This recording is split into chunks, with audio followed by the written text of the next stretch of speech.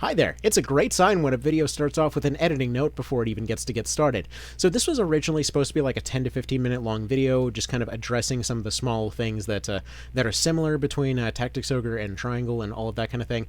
And then it just sort of ended up ballooning out into a billion different tangents over the many ways the Triangle could have been improved into a way more freaking awesome game. So anyway, ultimately just kind of ended up sticking with it because I just had a hell of a lot of thoughts on the matter.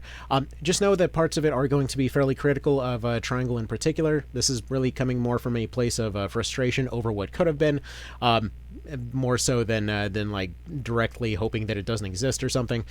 Anyway, so hopefully it's at least a fun thing to watch, definitely more of one of those background things, because a lot of times the stuff on screen may not directly match what's going on, but we will be going through into some example cutscenes. I was hoping to add more videos from Triangle itself, but my daughter still has the Switch, so yeah, I don't know when I can really realistically get a hold of that, but hey, those cutscenes are very easy to find online.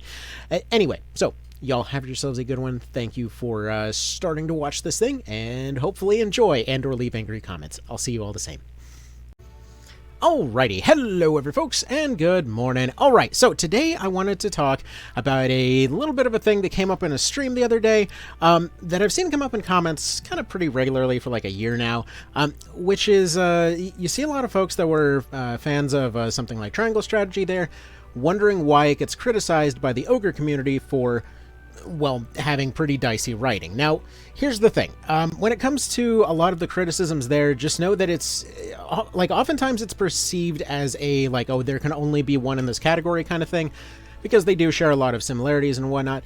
But I do want to it's kind of explain where the whole writing criticism comes from. To many, this is going to be a very directly obvious thing, since many of the tropes associated with Triangle and its whole situation are typically going to be coming from more of the kind of like anime tropey type of a situation, so there are going to be a lot of things that very well could just be a kind of translation quirk or whatnot. Like, personally, one of the things that always bugged me about it is instead of just assuming that the player knew who a character was, you'd oftentimes see these situations where a character would go in and repeatedly say who they are and why they should care about a thing that they supposedly care about. Especially notable in the case of the main character's fiancé there, who will repeatedly bring up her rank and role in practically every single conversation throughout the entire game, just to reiterate that, hey, here's my role. As a person in this role, I have to consider what this person thinks and what this person thinks. 5 seconds later, hey, me, as this job, I have to consider what this person thinks and what this person thinks. Like, lady, we know who you are. We just talked. Can you just get on with it, you know? And this happens a lot, but that's again, there's going to be quirks like that are just typically probably more of a product of the situation more than the writing itself. What I wanted to talk about primarily is to try and compare and contrast a few things, specifically as to why, like, let's say if you're a fan of the Ogre games, or if you're talking to a fan of these games or whatnot, why there's going to be a lot of those criticisms there. Because for one thing, you have to realize that that part of the reason that those lines are drawn is, well, simply put, the Art Dink there, the folks behind Triangle Strategy, they had worked on the PS1 port for Tactics Ogre, so they'd worked with the series before. In many ways, there's a lot of very clear kind of not even distinctions, clear lines drawn between the two in terms of references. And typically when it comes to SRPG with, choices thrown in, it's like you got Tactics Ogre, and then you got that, and then you got IRPGs in general, which IRPGs tend to kind of go down their whole tabletop rabbit hole, but they don't typically draw that same very niche audience. In Triangle's case, though, when you compare the two side by side, it basically kind of comes off as, like, here's this imitator that did it weird, and here's this one that did it perfectly fine back on the SNES. What happened? So, for example, we're going to compare a few like a few cases where there are kind of more one-to-one situations. We're going to compare the best friend character and their arc throughout the story. We're going to compare kind of inciting incidents, and then we're going to compare the sort of like halfway incidents. And then lastly, just to kind of wrap it up, we're going to talk about endings. So there will be spoilers. There will be a lot of things like that. I'm going to try to keep this one short because every previous attempt that I've done this, it's gone over an hour, and, you know, nobody's going to... Good lord, past me was naive on how far off the mark that was. Sit around for that. So let's go ahead and try to keep it short and brief here. So first of all, let's talk about inciting incidents just right from the get-go. In the case of... So just so you know, in the case of Triangle Strategy, the inciting incident happens like a bit of the ways, like a few hours into the game, whereas in Tactics Ogre, it's already happened. It's already in the past, and then you're kind of carrying on in the aftermath of the inciting incident.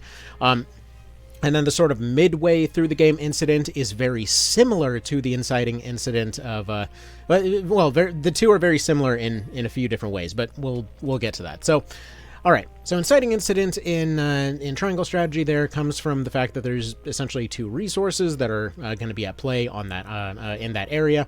I want to say on that island, but I don't believe it's actually an island. It's more of just a sort of coastal type of area. I don't think it's actually directly mentioned. But anyways, their whole thing is that everybody gets together to start a mine, because you have the Reds to the north that have all of the metal. You have the Blues over to the east that have the salt. And essentially, the ones that are supposed to be doing all of the fighting and peacekeeping, the Yellows and all of their associated factions, are the ones kind of hanging out in the center, doing the agriculture thing. But realistically, nobody seems to be at a direct shortage for anything except for metal and salt. In the case of the salt in particular, there's generally some disagreements as far as taxation rates and things go. But for the most part, they've got an equilibrium figured out, and they all agree to pool their resources to open up a mine to get more metal into the Yellow faction in the center, just because they're kind of the ones running everything, and just so they can have more metal around. Honestly, that by itself seems a little bit odd. I get it that they would have found something, but it does kind of feel like they're just kind of putting a thing in there just to put a thing in there. I don't believe they actually directly mention at any point anything other than they all just agreed to do it as a peacekeeping measure or something along those lines. Hey, so quick note, I actually went and double-checked that. It seems like what they specifically mentioned there is that they're hoping that kind of everybody's economic situation would improve by having more of this resource. But it's still kind of one resource that was kind of already in abundance compared to salt there, as far as I could tell anyway, so maybe they intended to add more to this. As a little bit of another side note here, it was actually a pretty solid world-building moment to see that they actually went through and tried to justify the whole salt obsession thing with just how much use it could potentially have, since, there were times in history when such things would come up.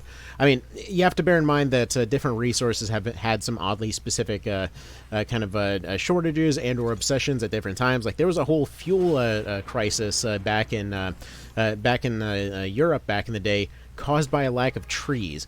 So you never know the kinds of stuff that might end up suddenly becoming an issue. I know there were at least a few wars fought over a lack of wood, in areas that are typically expected to just be completely covered in trees these days.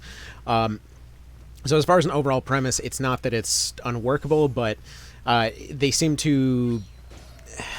I don't want to say they overdo it. They do add cases for it. One of my favorite things was about Triangle was seeing those cases where, for example, they were referencing how Eastern European food is made, and especially a lot of the salty sandwiches and whatnot. And those are freaking delicious. I grew up with those. I recognized all of that stuff, and frankly, all of the talks on seasonings and whatever else hit me especially well at that time, because we were going. The wife and I were going on this diet and workout routine for a few months there, and I was like, man, food sounds great right now. And so the start was really, really strong.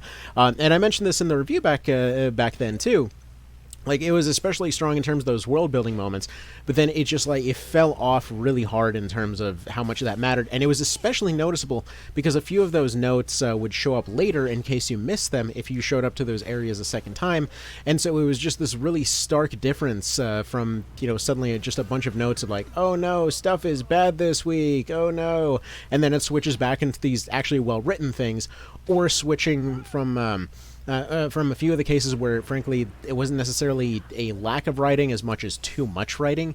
Like, there were several moments. This is something that's pretty obvious, but if you compare, like, the little background articles between Triangle and Ogre there, Ogre typically will end up adding a few details. Like, for example, if you read about Heim, they're like, oh, there's this, you know, this cool painting. They have all these vistas there, and whenever you hear about the castle later, when you're visiting it, they'll mention a couple of other details, like, oh, you know, here's all of these defensive structures they have here, and it's called the Swan. And it's just a couple little world building details that they throw in there. And part of Triangle's issue in this department is that they will dump all of it on you at once. Like, they literally will be like, here's just a tourist pamphlet over this zone, over all of this different stuff that they've got here, and it'll kind of come with these expectations that you'll be able to see some of these things, but a lot of it is a kind of tell don't show type situation. Where, like, for example, they'll mention the whole thing over the Reds having this forge and whatever else, and you see the potential runoff from it in their town, which it seems like that would suffocate everybody in there, actually. But anyway, obvious everybody should have died before the fight even started. Situation aside, it's one of these cases where you kind of would expect to go see more of it. I want to say in one of the routes you do get to see some more of their whole forge type situation. Which actually, speaking on world-building notes, just while we're on notes, many of the notes will regularly mention that the Reds have this bird force, more or less.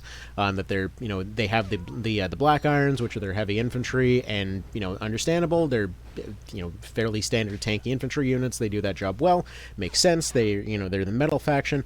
But then repeatedly, there was one note that I think was meant to be another side to that faction that they just sort of forgot about, which was all of their aviation. They're regularly mentioned to have this, you know, this air force that everyone's afraid of, with a bunch of birds. Now, when, like, you've been running a bird archer from the very start, you run into several other bird units doing interesting things. But when it comes to the Reds, while they are some of the only factions to deploy birds, in their particular case, for one thing, they're, again, like the heavy metal type of faction there. Blizzards and heavy metal don't typically blend together with birds. I mean, historically speaking, certainly there's types of birds that have adapted to go live in the snow, and, you know, hell, if you saw one of the kind of sponsors for the channel, the Griffin Insurrection series, they literally have an entire faction that's just birds that have adapted to the snow. But for the most part, you know, you don't cover them in heavy metal and assume that they're gonna, you know, fly and all of that kind of thing. Strategically, it's kind of a weird choice, not to mention most of the time that you see them deployed outside of the bar fights, which the bar fights seemingly were where they dumped all of the cut content or stuff that they didn't get to. But most of the time when you see the birds, which is, I think, like maybe one or two times throughout the entire game, depending on what route you go on, they're just a few birds that show up with swords, and it's like, you have somebody with a bow that's been there this whole time.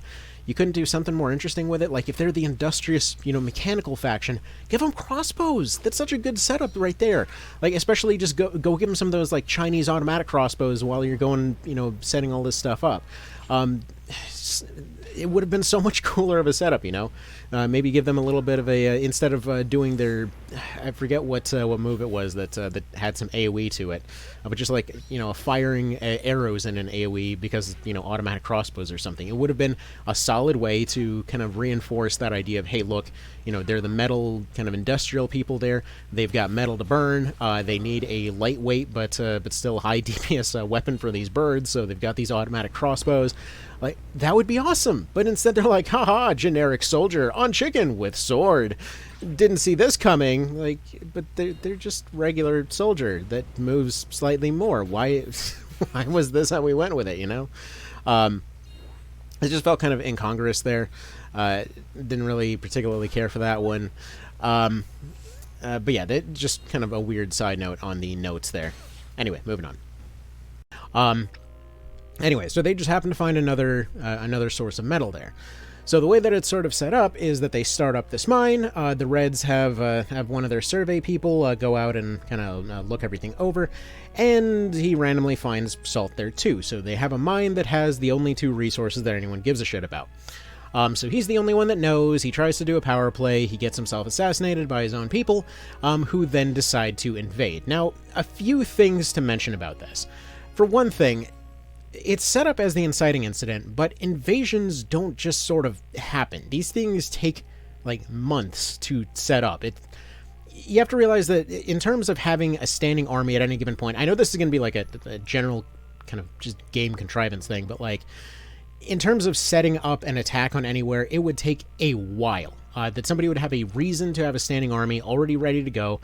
The way that they have it set up, they had established peace, I believe, like a few decades before all this stuff happens. So by that point, they probably would have gone into a more kind of economic state. But in terms of like an actual invasion and whatnot, they literally just do it like same day. They just send everybody down there. Like, yeah, we just had the standing army ready to go, just nobody noticed.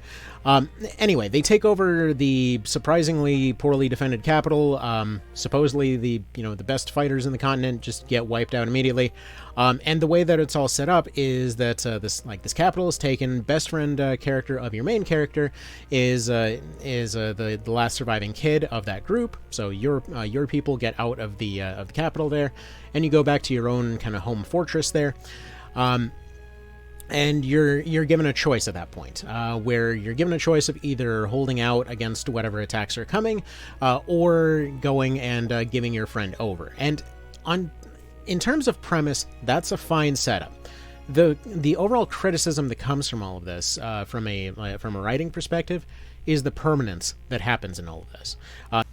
So personally, like, while the setup for this scene is very interesting, the execution is a little bit iffy. It's kind of awkward in many cases, seeing as you'll end up going through several of those fights back to back, and like I'll mention in a second, there's really no actual permanence to any of it. It feels like it's just an act that everyone's playing out, because you'd think that this dramatic holdout would have some long-lasting consequences, that maybe some of the factions would treat you different, maybe like they pretend that they'll treat you different, but the only ones that do immediately die on both routes. And we'll get to more on that in just a moment. But I want to point out, just to compare this with the way that the first Banner Saga handled a very similar scene, in which there is basically an unstoppable army at their gates. Now, again, bear in mind, this Banner Saga was like, hell, I think like a decade before this or something like that. But in that particular case, you have a army that you've met up with. Everybody's trying to hold off. Your people are doing their part, but they're not really the main force there. And that's, for one thing, that's how you set up that there's this, unstoppable thing there. It can't just be that there are people directly under your command that are the main force, because if you're going to set up this thing where you can't directly control the outcome of the fight with just your squad, then it makes a world of difference. They sort of try to hint at this in Triangle by saying that your faction's army is off in the background doing their thing, but basically it's just sort of implied that you're in your courtyard holding them off with your squad of aces. Anyway. So there's a few things that happen here, where, for one thing, when you go through the town, it's not different from any other time that you go through the town. You don't see anything going off in the background. People tell you that there's stuff happening, but they don't show anything. And this really would have been as simple as, for example, even just putting a glow off in the background, maybe off in the horizon, because you can see into the fields there, you can see into the map. Or just take the war chest pieces from the map itself, just kind of have it sitting out there as just like this big looming threat. You can see into the distance, but there's nothing there. It's just emptiness. They show you in between cutscenes that army is supposed to be literally right outside. You're discussing how to deal with it. They're waiting for you to surrender, and yet this just feels like you're in your town on a completely normal day. There's nothing that's different about it. And it, again, it just would have been as simple as having something out there on the horizon, something other than just people talking about either how they totally support you or how totally scared they are. it just felt very empty. And this was even from a first playthrough before I realized how many of the pieces there were not quite clicking, you know, or maybe how much of it was just directly an illusion. But it felt empty. It's like, did they forget to put something here? It just feels like there should be more happening than simply, oh, I'm so scared, random NPC guy is worried, or, you know, other NPC guy supports you. It just, like, a few little touches there would have really helped sell that scene. And just to point out how the way the Banner Saga did it. So you show up at this fight, it's an unwinnable fight against a completely unstoppable enemy on the other side. This army is holding this bridge as long as they can, and your choice there is how long you want to hold on. Like, instead of saying, here's your 3 back-to-back boss fights, they're like, okay, so you can stay and prepare and get your people ready, you know, essentially grind up your stats or collect gear or what have you. And then in the background, you're seeing that this fight is still ongoing. You're hearing how close they are to cracking. You're seeing, you know, and hearing sounds from the fight off in the distance. And during that same time, your people are still participating, during which time one of your characters may come back without an arm. Like, you see the effects going on directly. You feel the effects on your party. You feel the tension in that situation. You feel it. You see more. You see the constant return of these problems, you know? And, like, it's very, very, very kind of palpable there that it's just, you know that it's happening. They're telling you it's happening. You're seeing it happening. And yeah, as soon as you're ready to leave, you carry on your journey there. But it's a very kind of somber moment. It's not heroic. It's not anything else. It's, you know, it's a dire situation, and it feels as dire as it should. And I know when I was going through like Triangle's Castle segment there, it just felt like this is some clown stuff right here. They're sending like 20 dudes into this fight. Like, we just hang out on top of these rooftops and just shoot down.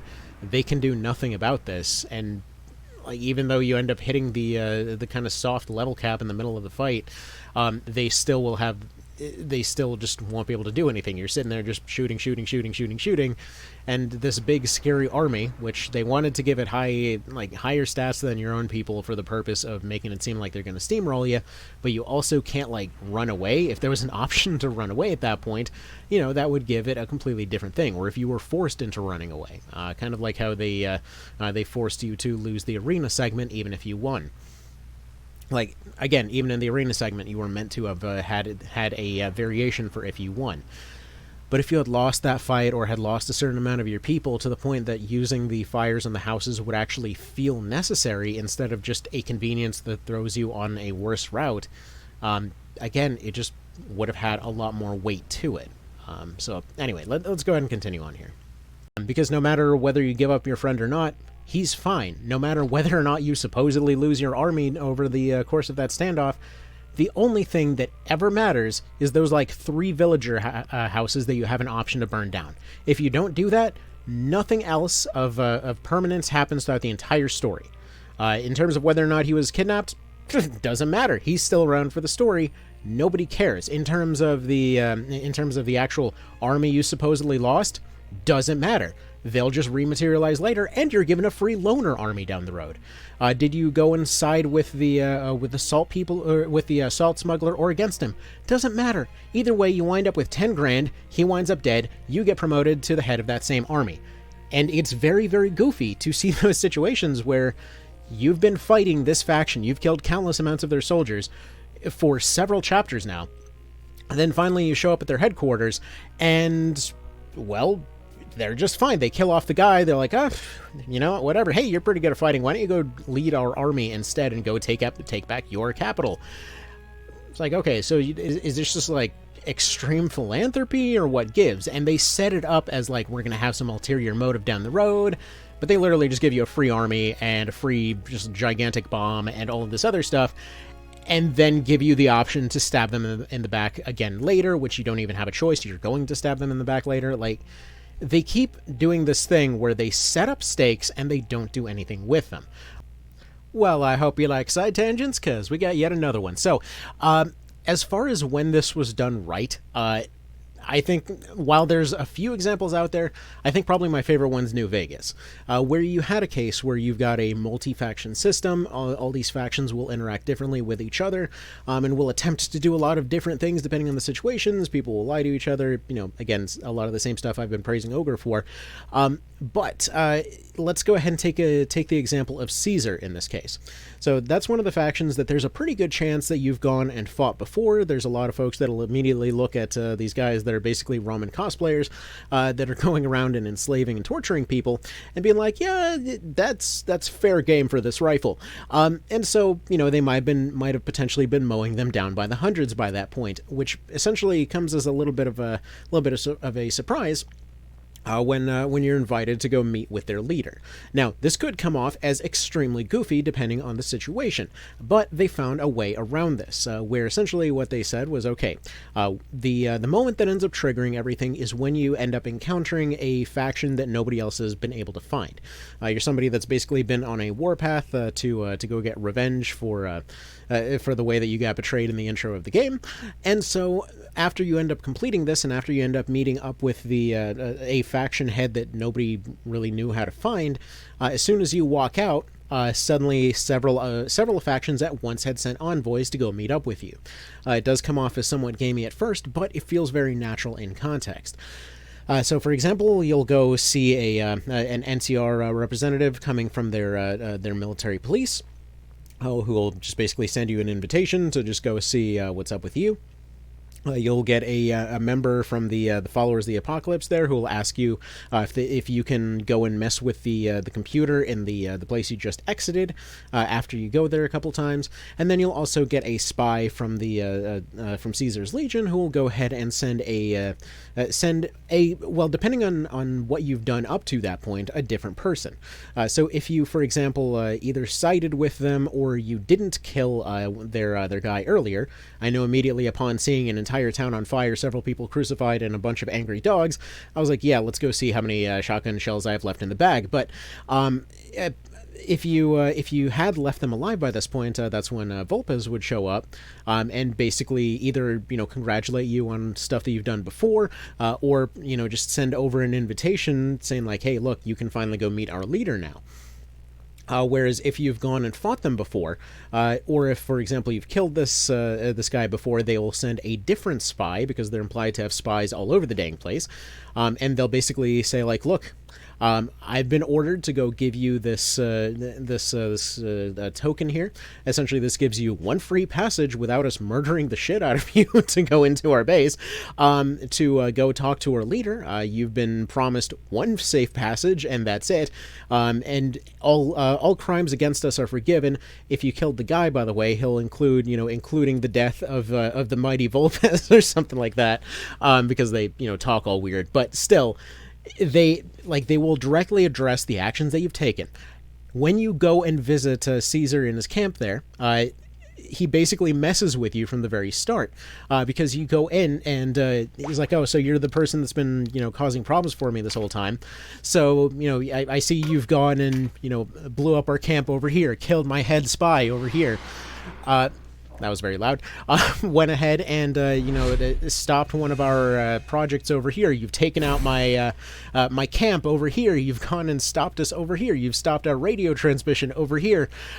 Just going over any plans of theirs that you've potentially interfered with. If you've helped them, if you've hurt them in any way, they will meticulously go down every single fucking little thing.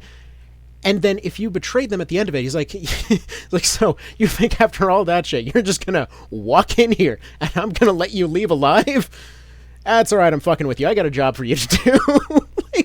Dude, that's the way that you take a bad guy and make him endearing. That's how you convince people to go join your ideology. Not like, oh, you scamp, you've killed a ton of our people and sided against us that one time. Want a free army and like a bomb or something? I guess it's fine. Just, you sided against us, go ahead and join us. You sided with us, go ahead and join us. You directly betrayed us over there, go ahead and join us. Instead of just directly skipping to that whole point of just kind of hand waving everything that happened along the way, they'll go ahead and they'll go and address every single point along the way. And I feel like at some point Triangle had meant to do something like this, because they do have a couple of times where they'll mention one of those things once or twice, or what have you. It's very rare and inconsistent when that stuff will come up, but I feel like at some point in development that was intended to be exactly how it was supposed to work, which is why this, the whole thing just hits me as disappointing, because this was in theory a mix of a lot of the cool ideas from New Vegas and Tactics Ogre in a way that would have been a really cool setup, and it just feels like it just got, I don't know, slapped in development or something. Something went wrong along the way, and it killed what would have been a really, really cool thing. And I really wonder if someday mods might be able to fix that. But anyway, let's move on. Or the stuff that they do is, well, kind of nonsensical and or takes the choice out of your hands. So, let's say you're given a choice whether to enslave the Pinks or go and defend them. You basically have the same fight against the same people whenever, whichever route you end up going, give or take. There's going to be some slight differences. But for the most part, pretty much same thing happens, because if you agree to enslave them, you don't actually enslave them. You get there, you talk about how you're totally going to do it, and then you fight those same people anyway because they've decided to start killing people. It's like no matter what happens, the choice feels like it's taken out of your hands a good majority of the time. There's no permanent stakes to a lot of the decisions, and I'm sure many that maybe played through it only once never realized that there's not a single character that you can recruit that can die. Yes, including the guy that was implied to be decapitated. He just comes back fine. Yes, including the general that supposedly drowned in a river. It doesn't matter. She just comes back fine. And it gets even more frustrating because none of these characters have dialogue with each other. Roland's whole personality is him trying to go and kind of stick with Max there, right? And he's trying to look up to him. He's trying to build himself after this guy's image. He goes and takes over his identity for a while. And what ends up happening? What ends up happening? Max comes back. He doesn't have a single line with him. And this happens again and again and again, where they have these side characters that supposedly were supposed to have some sort of impact. They can never interact with the rest of the cast. You have setups let's say you have a Rudolph early on and that police sergeant guy, where it's implied that, hey, maybe if you come back, they'll be able to do a favor for each other or something. They never do anything with that. And the more you go through the different routes, the more you see these little details here. The actual route that you need to get the golden ending, the good ending, the one that got a post-credit scene recently that still never bothered fleshing out most of the side characters, but for some reason decided that Lionel, of all people, needed to get a plate business, and that required half the dang cutscene. It's a little frustrating. Anyway, I just want to point out for a second, and we're going to get to how Tactics Ogre handled these same situations. I just want to point out that for all of these dangling threads, they had a lot of good ideas there, and there's a lot of data mine stuff that came out after the game came out, showing that a lot of that stuff was meant to be there. Like what I mentioned earlier, with that choice being taken out of your hands for going and enslaving the Pinks there was supposed to be multiple different variations, because variations is how Tactics Ogre does it. And in those variations, for example, if you agreed to go and defend them, you would just defend them. If you agreed to just protect them but not defend them, supposedly that was a route. That was another way to go about it. If you only took out their leader in order to peacefully get the whole group to come along, or if you took out all of the defenders, there was supposed to be a variant for that. Again, that is the way that the Ogre series handles this stuff. That just the degree to which you are agreeing or disagreeing with that situation is not only decided in dialogue, but in other situations as well. And what's funny is that they started implementing this stuff, and at some point they ended up bailing on the idea for whatever reason, whether it was budget or time or whatnot else. So, let's say there was supposed to be one route where when Roland was going, oh, what the hell? Sorry, randomly got interrupted there. So, okay, they were supposed to have one case where, let's say you said that you were going to go enslave the Pinks, but then there was supposed to be an option to back out of it and or potentially just fight the leader and kind of arrest the leader and have them come along passively. So again, you can see that the pieces were there. If you attack just the leader, like they imply in the dialogue that it would do, he will have different dialogue if he's the first one that dies, and then the fight continues on anyway. if you fight somebody else before you hit him, he'll end up getting pissed off, saying that you were supposed to go fight him, you know, the fight is between you guys, you know, how dare you attack his people kind of thing. So it's, at some point, they started putting that in. And they just never quite finished it, because in part of that cut content, there was a very strong character moment for Roland that was cut, in which if you agreed to enslave them, but you tried to passively resolve the situation, he would decapitate their leader and make the enslavement happen anyway, which again would be a strong moment. Like, specifically one of the comments that was brought up was like, oh, you know, there's supposed to be all these kind of determination moments for Roland there. But unfortunately, most of the stuff that he ends up doing over the course of the entire game just makes him look like a complete weenie, quite frankly. Where pretty much at every opportunity, everybody will throw out their choices for, you know, a decision vote, and he'll just kind of come in, just like, you know, tapping his fingers together like, sir, what if I had the dumbest idea in the room right now? What if we just surrendered at every given possible opportunity? You know, like... It's kind of given that impression that his first option, like, you could see it as he's just trying to protect his people, good leader man, but especially from a Western perspective, it's like, wow, this guy is a total bitch. Like, he's gonna absolutely bail on everybody as soon as there's a moment of resistance. So anyways, let's go ahead and compare this with a few different things. Okay, so Triangle is Inciting Incident. Basically, everybody's going for one resource. I mean, everybody invades for one exact resource. They're missing one resource. It's kind of obvious what thing is down in that hole. They will string along that, oh, I wonder what's down there question for the next 10 plus hours. I mean, again, it's kind of an anime tropey kind of thing of, like, everyone already knows what the hell's going on, but they still got to keep asking the same question so that they can plod their way forward and pad things out.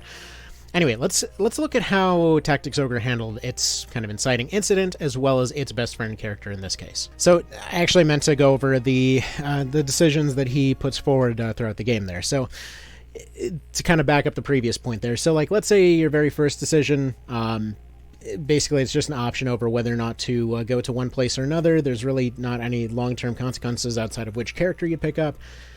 No matter which way you go, you just get whatever items are there, you get whatever characters there, and then you go right back to the railroad. But then, when it comes to the actual decisions, as far as whether he wants to give himself up or not, again, if he gives himself up, basically, no matter what happens, the Archer faction ends up dead, either through... well, actually, it's kind of through their own incompetence one way or another. If you go down the route where they decide to side against you, and vice versa, they basically will just fight you and also get fought on the other side and just die. If you go the other way, where they're supposed to come support you, they give a speech over how they're totally gonna come save you, and then they just sort of die in the same map anyway. I'm not sure if that was... I'm assuming they just never got a chance to leave or something, but either way, they just kind of get smushed off screen no matter what happens. Anyway, so they die, and then Roland escapes. That's kind of about the long and short of it, and then you wind up in kind of a forced section where you either side with a drug smuggler or don't, or salt smuggler or whatever. So anyways, his suggestion is to give himself up. Everybody else says to do the whole standoff thing, and even after they mention that you've got a means to actually win the standoff, his reaction is still just, oh, he has to go give himself up because that went so well for everybody else in his family. For context, if you haven't played Triangle, by the way, by this point, what happened is that his family was basically attacked. They were pretty much all killed. His brother's killed, captive, his bodyguard guy ends up supposedly killed, and then his dad decides to just kind of not mention to anybody that, okay, his dad gets accused of being a traitor, despite there being zero evidence to that effect, and his response to that situation is not to immediately shut down the situation in terms of, yeah, no, this is a load of crap, he just wanted to attack us. It's just, oh, my already dead family, I'm just gonna stoically take this, and gets decapitated, because they needed to do the Game of Thrones thing. Every playthrough, it bugged the hell out of me how little sense it made for him to just sit there and sit silently. Like, the other guys have already established that they are not keeping their word at any given opportunity. They already mentioned that, or they've already gone and basically killed everybody off. At that point, Like, at that point, it's time to try to actually fix that situation, because it could have been dealt with right then and there, but he just decides to surrender and get himself branded a traitor. Just kind of because. Anyway.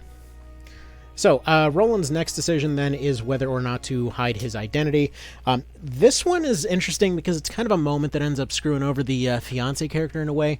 Because this is one of those moments that I expected a Mass Effect type of situation. Because Mass Effect did these kinds of decisions really well. They're kind of like splitting off a little bit, but then, having different variations depending on what people were there. The thing is, again, the way the Mass Effect did it is like, if you made a choice, you would make that choice, and then your people would potentially do some other choice in the background depending on the situations that ended up happening, right? And it led to some very interesting outcomes. And it's why a lot of folks really like that series. And yeah, granted, in many cases it was still on a railroad, just like Triangle is, but still, there were a lot of cases where your characters felt like they were characters. Now, in this particular case, it again felt like another one of those moments where they were looking to pay something off. Where, for example, they had the fiancé lady who was saying, okay, look, I know this guy, he trusts me, I can convince him that this... that Roland over here is not who he says he is, or rather is who he says he is, and we'll be able to get him on our side. Whereas the other response there from Benedict is that you should just go give up his identity. I think it was Benedict that gave that, but basically just use him as a bargaining chip in order to earn the guy's trust. Now, again, if this was like a Mass Effect or a Tactics Ogre kind of situation, you would immediately make that choice over like, okay, protect his identity, but then when it goes south, somebody else might step in and say, okay, hold on, no, this is dumb, quick objection, look, this is who this guy is, we're going to salvage this situation and carry on anyway, okay? So, picture's not relevant, but just to kind of throw this in here, like, imagine a situation where you're having that whole scene where, like, let's say if you ended up going and setting up some kind of a relationship beforehand, like you ended up going and visiting the Reds first, maybe there would have been a bit more trust built up, so maybe that conversation option worked. Or, for example, if you had brought along the trapper guy, maybe he had more of a relationship going on with the sergeant guy that you're supposed to be convincing to join your side. Maybe there was more going on there.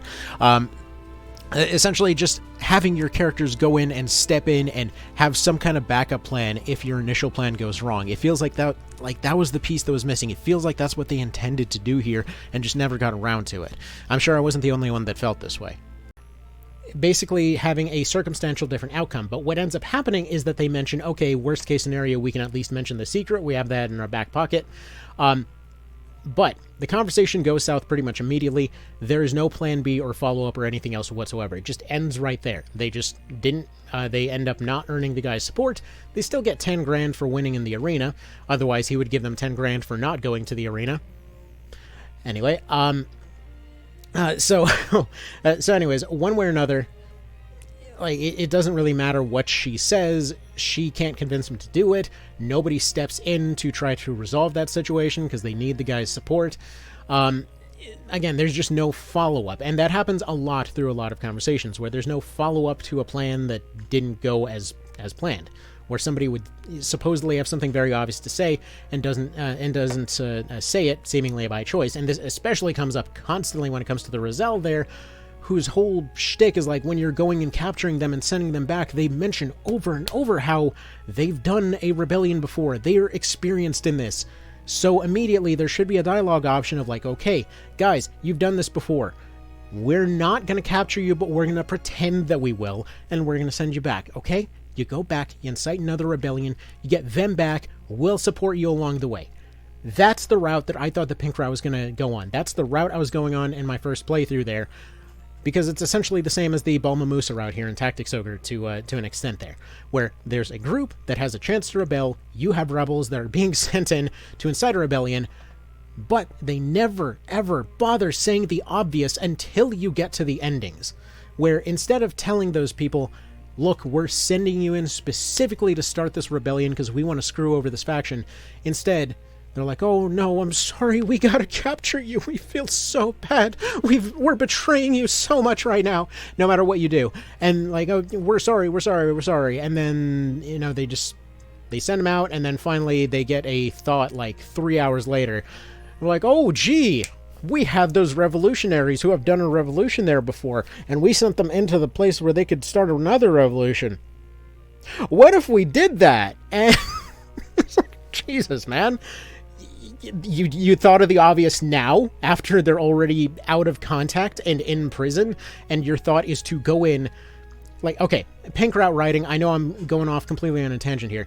Pink Route Writing, their plan, I shit you not, is we've seen a magical bomb used before, so we are going to go attack their hospital and hope that they have another one of these, as well as instructions on how to use it, because we don't know how to use it. They had to send specialists last time. And we will then hope to go in, pick up one of these somehow, use it somehow, break into the most secured place in their whole faction somehow, which conveniently they just kind of leave it unguarded. And they just sort of storm in there, and their plan is to blow up the giant statue, send in somebody that is of their same faction, have them give a rousing speech, at which point they will apparently take another one of these bombs that they just sort of have now, and use it to blow up some boats that they can't be followed, and then hop on another boat that they came in there with, and then just sail on out of there. Surprisingly, this all goes off without a hitch, but what the actual fuck is that plan?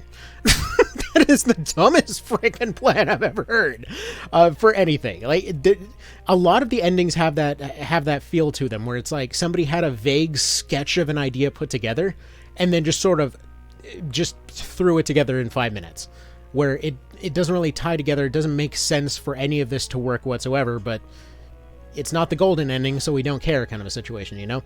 Okay. I'm done hammering on that for the moment. Let's go ahead and talk about how TO handles its whole thing. So, Inciting Incident, just to give you an idea, as far as the writing goes, Inciting Incident and all of these other ones, it comes down to layers and permutations, where behind every decision that every character makes, there's going to be layers and layers of different reasons for why they were there, and everybody's going to have motivations for being there. Everyone's going to have motivations for doing the things that they do. They don't just say those motivations, they act them out throughout the entire thing. And not even in this game, but throughout all of them. So, for example, let's say the Inciting Incident before Chapter 1 even starts, right? So, basically, this is a bit after an attack that happened there. Why did the attack happen? As far as anybody knows, like, in general, the kind of common people or whatever else don't really know why the town was attacked. Officially, the Dark Knights were saying that they attacked because there were kind of rebel elements there, and they were sent in order to secure this area. Because there was originally a Wallister leader. He was over here. He was more or less, think of the king that gets killed off in Triangle, except, you know, he doesn't look like a complete wuss. Anyway, so he's gone. He's united all of this stuff. Many bits about his story seem historically inspired by Vitotus the Great, I think, because he does a lot of similar stuff and kind of looks similar in terms of pictures and whatnot. Anyway, he was this dude that basically did the same thing to Lithuania forever ago. So, long story short, he disappears in his weird opulent party palace one day. Now, I mentioned the opulent party palace because his faction, the Wallister here, have more or less been treating everybody else like second-class citizens at this point. So you got the Galgastani over here who frickin' hate him, you got the Bakram over here who control the money, and they also generally hate them. So, the way that it ends up panning out, this guy disappears, everybody starts fighting. The Loyalists end up breaking off into a few different factions. You've got some of the Loyalists that are kind of over here, some are like Wallister Loyalists, some are Bakram Loyalists. The Bakram are the ones that end up with the bulk of the trade and the wealth in the whole exchange here. The Galgastani end up with the majority of the land, the Wallister are surrounded and attacked on both sides, and the Galgastani then decide to genocide their entire area, right? So the area that gets attacked in question is going to be over here. So, going to be over here-ish. So the way that this all ends up panning out is that these guys over here call in help from an outside source. Lotus is basically the United States of this universe, where if they get called in, they're getting called in for financial reasons, and they are going to win whatever thing they get called into. In every one of these games, you end up fighting them, but you can't actually beat them. where it's like a case of just they will just keep sending more and more people. They will always have better equipped, better armed, better funded, better organized people than you will. In best case scenario, you can save whatever country you're playing as in that game. So they're kind of like the big kind of faction off in the background. They're not necessarily the bad guys of the series. They've got corrupted elements of it. But I've seen a lot of folks mention that the Dark Knights in question here operate more like the CIA than like general purpose antagonists, where they're more so spies that have a military backing than necessarily, kind of like a big evil force or whatever else. So, the way this ends up panning out is that these guys are worried that they're going to lose their territory because the Galgistan over here has the numbers.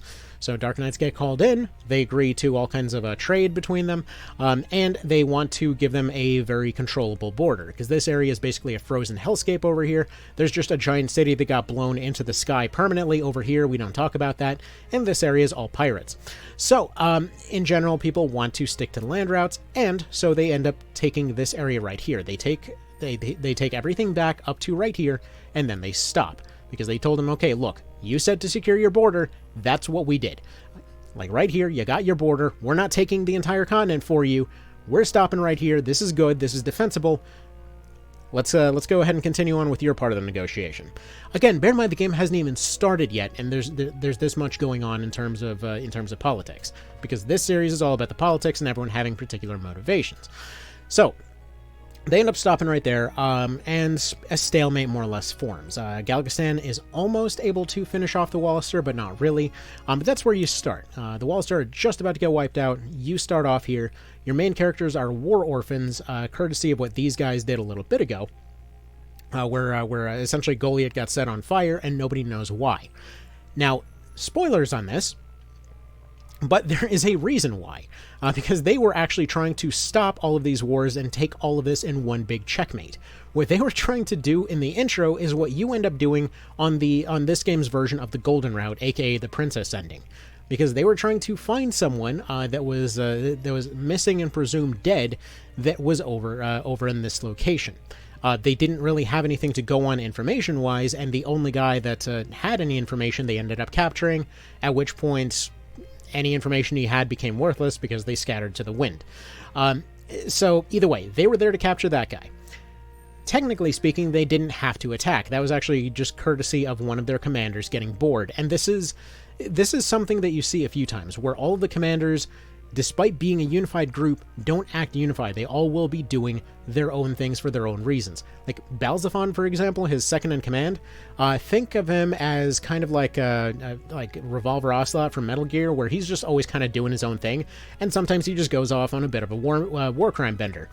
Anyway, so he says it's going to take too long to go search the entire town. Nobody gives a shit about this random hovel in the middle of nowhere. Set it all on fire, flush everybody out, capture the people they need, and get out of there, get home before lunch. They've got better things to do. So essentially, it was that whole joke over, this was the defining moment of your life, and for us, this was just a Tuesday.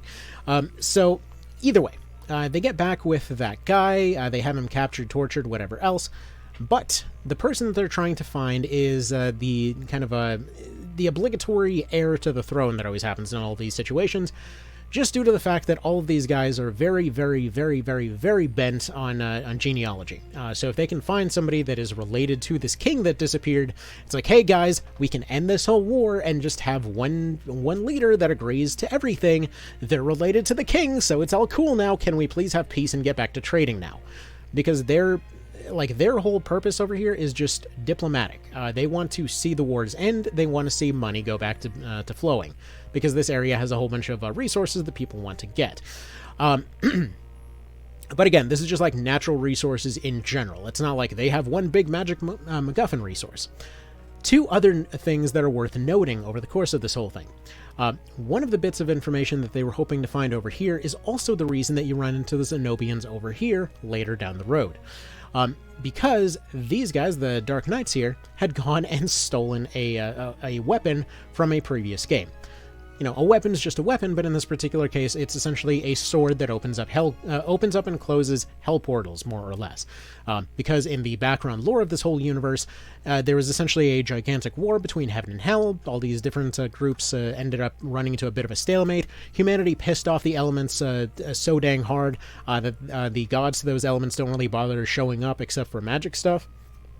So aside from their dedicated followers, they just don't even bother hanging around anymore. And then, yeah, it's just heaven and hell, more or less, that will occasionally kind of get themselves involved in Earth matters, more or less. That is a hell of a long story that Warren Report did a whole long thing on. And I love that there's so much frickin' lore to this background stuff, but your actual focus is entirely on the politics. Like, everywhere you look, everywhere you dig down, there is more and more and more layers to all of it. So again, all of these factions had different reasons for showing up to different locations. Now, when we get to the actual start of the game, as far as how many hands are at play here, you have your war orphans who are trying to get revenge on these guys, right? The only information they have is that somebody named Lands is showing up here. There's two Landses that happen to be showing up in the same location, give or take. There's actually one Lands that shows up, I believe, over here somewhere, and the other one's over here. Your little rebel faction happens to be closer to here, so you're going into here. You do read the news, if you read the news in the background, that that other rebel factions did intercept the other lands, and they all died. Because that was a stupid idea, because of course they're not going to be able to, you know, take out, essentially go for the king, if they're just a bunch of random peasants or whatnot. The guy's not actually the king, by the way, they're more so just peacekeepers at this point. Anyway, every one of these factions has their own leaders doing their own stuff. So at this point, we have the War Orphans going here, we have the Zenobians going over here, from over here, looking for this weapon. Again, spoilers for later in the game, because they don't want to see a repeat of this Ogre battle situation that had happened. They had acquired this thing over the course of March of the Black Queen, and had used it to shut down several hell invasions back in their game. And/or they got invaded in the background and nobody noticed that they were there. That game has a lot of permutations. Anyway, so at any rate, this thing is just, again, a key to other dimensions, more or less. So the reason that these guys stole it to begin with is because of its relation to this guy's crazy opulent party palace. Because all that they could find in their notes was that there was some legacy of his that he had hidden away. What they didn't know was that he had basically found another hell portal at the bottom of the island. There's like 3 in total. They're just kind of quietly left over all over the place from that big old heaven and hell war ages ago. Anyway, so in his particular case, it's just sort of down there. He ends up finding a way to interact with it, and he decides one day that after his wife and daughter end up dying, at least as far as he's aware. Basically, his daughter ends up getting sent away. Again, he didn't know. His wife ends up... I forget I believe it was after one of their kids falls off of the party palace's ledges there, that she also just can't bear it and also throws herself off the Hanging Gardens. So he's depressed as hell. He wants them back. So he decides, hey... Yo, Satan, heard you're bringing stuff back to life down there. So he goes down to go check it out, along with one of his advisors.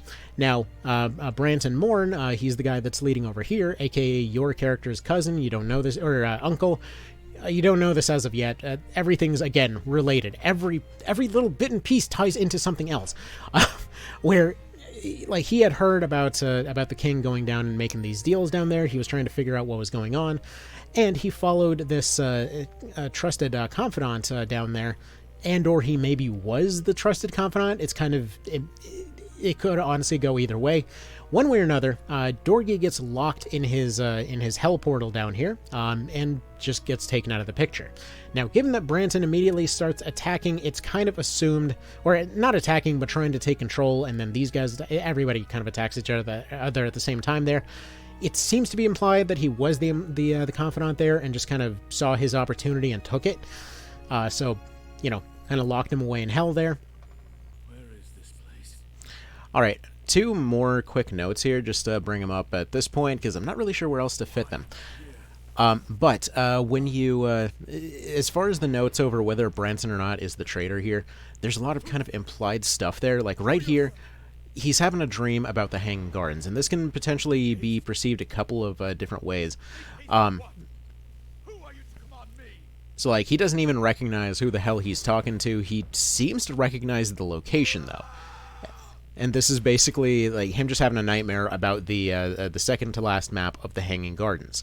And this is just kind of, again, they never spell anything out here. It's just a thing that happens.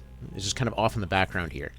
So it's kind of unclear, like, why exactly he was having this dream, what exactly Dorgy was trying to tell him to do here. Because this is the only time we ever see him kind of communicate with anyone dream-wise. What is it? So anyway, that's just kind of one of the details here. But, oh, by the way, another thing just to point out how they always do callbacks here. So, like right here, what he says to Sherry here will essentially call back to a previous conversation that they had earlier, where when you're fighting Sherry, when she's going and essentially hearing about her kind of a coworker that died along the way, she says the exact same thing about him. Now she's presumed missing, and then her boss saying the same thing about her. Again, there's just a lot of these little kind of literal callbacks that are really darn nice. Anyway, so again, it's all just like woven in there into the details as far as all this stuff goes. And actually, two more things that I just want to mention in terms of details that I haven't quite touched on yet, and I don't have.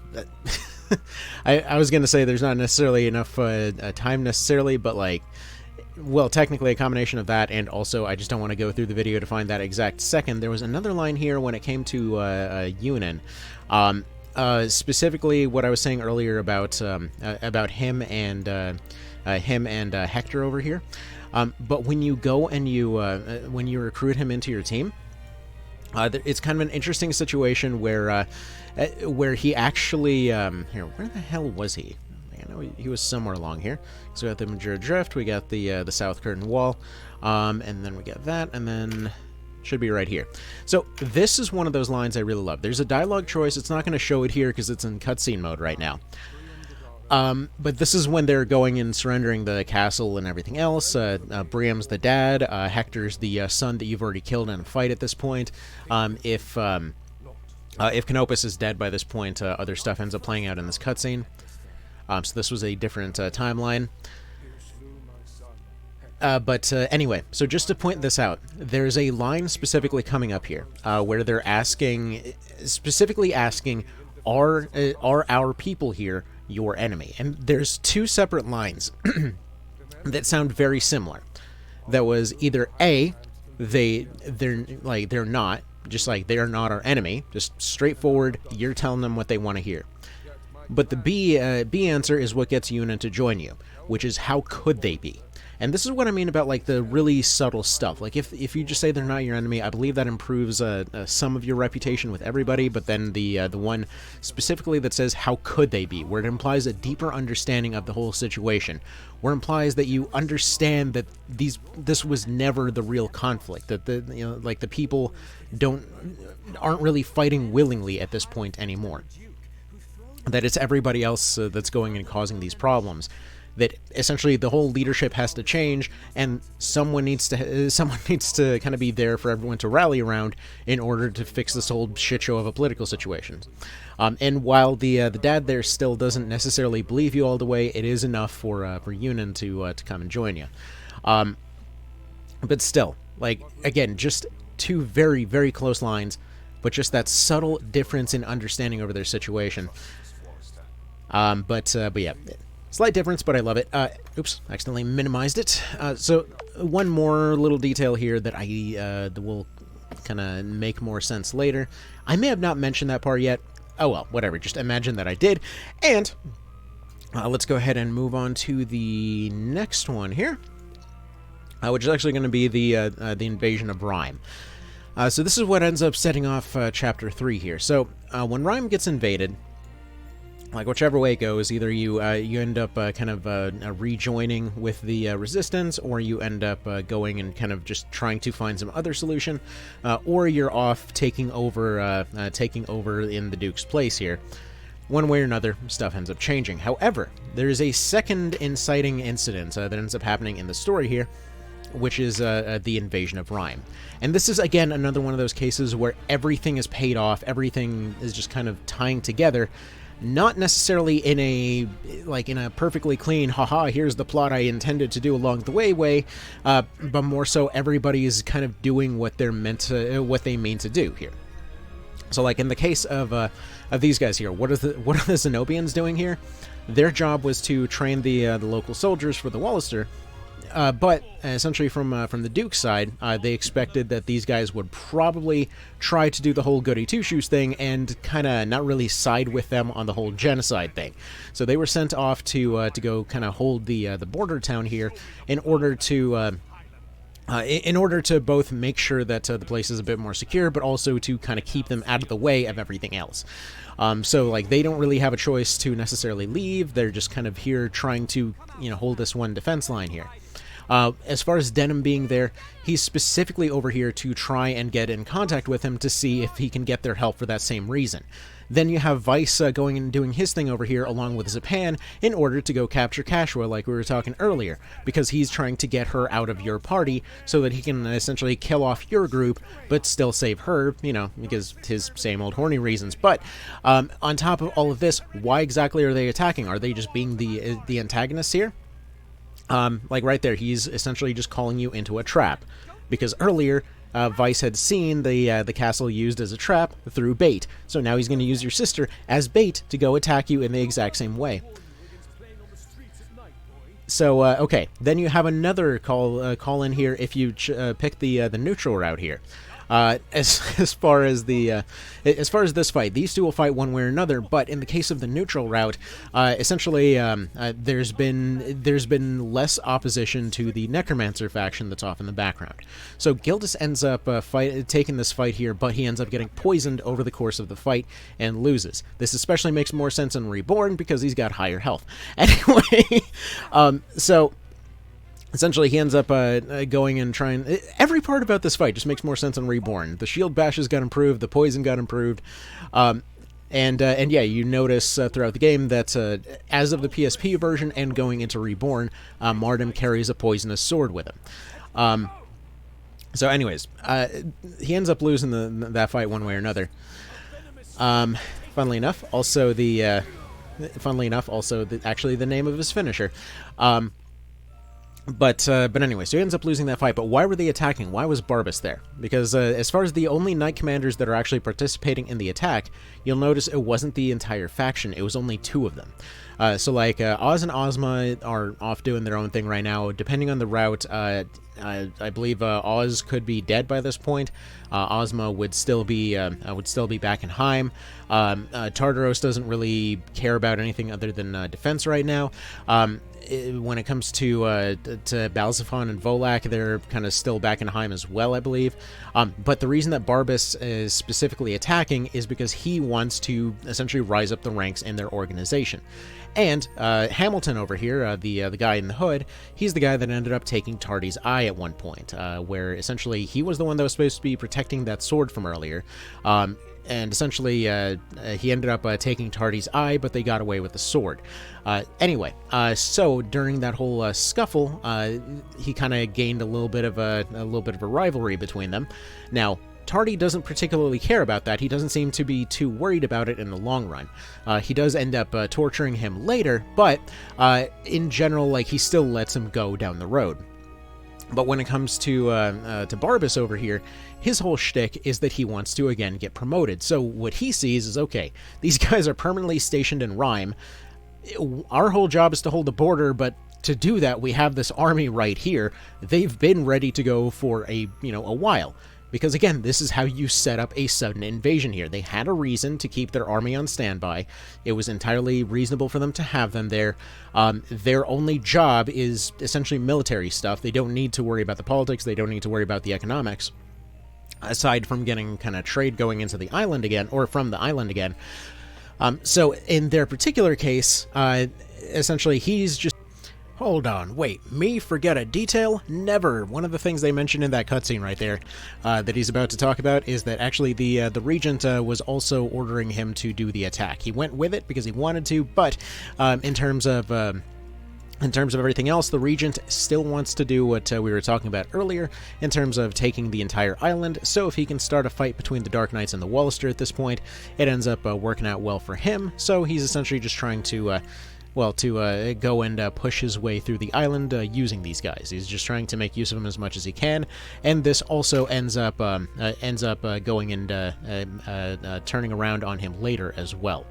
So again, lots of pretty much no matter the route, he's still ordering attacks, even if officially the Dark Knights will essentially go against him at every opportunity. A couple of them will still fall in line because they're not exactly sure who they answer to here. Anyway, carrying on. Seeing it as, okay, if I go kill this guy, essentially I can go take out this guy that injured my boss. So, Big Boss Man probably hates this dude. I can go ahead and attack the town, and in the following cutscene, he ends up getting called out for it, that this isn't as subtle as it seems right there. Was it right here? No, that's from the invasion.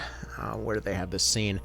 I want to say it happens in one of these, because, let's see here.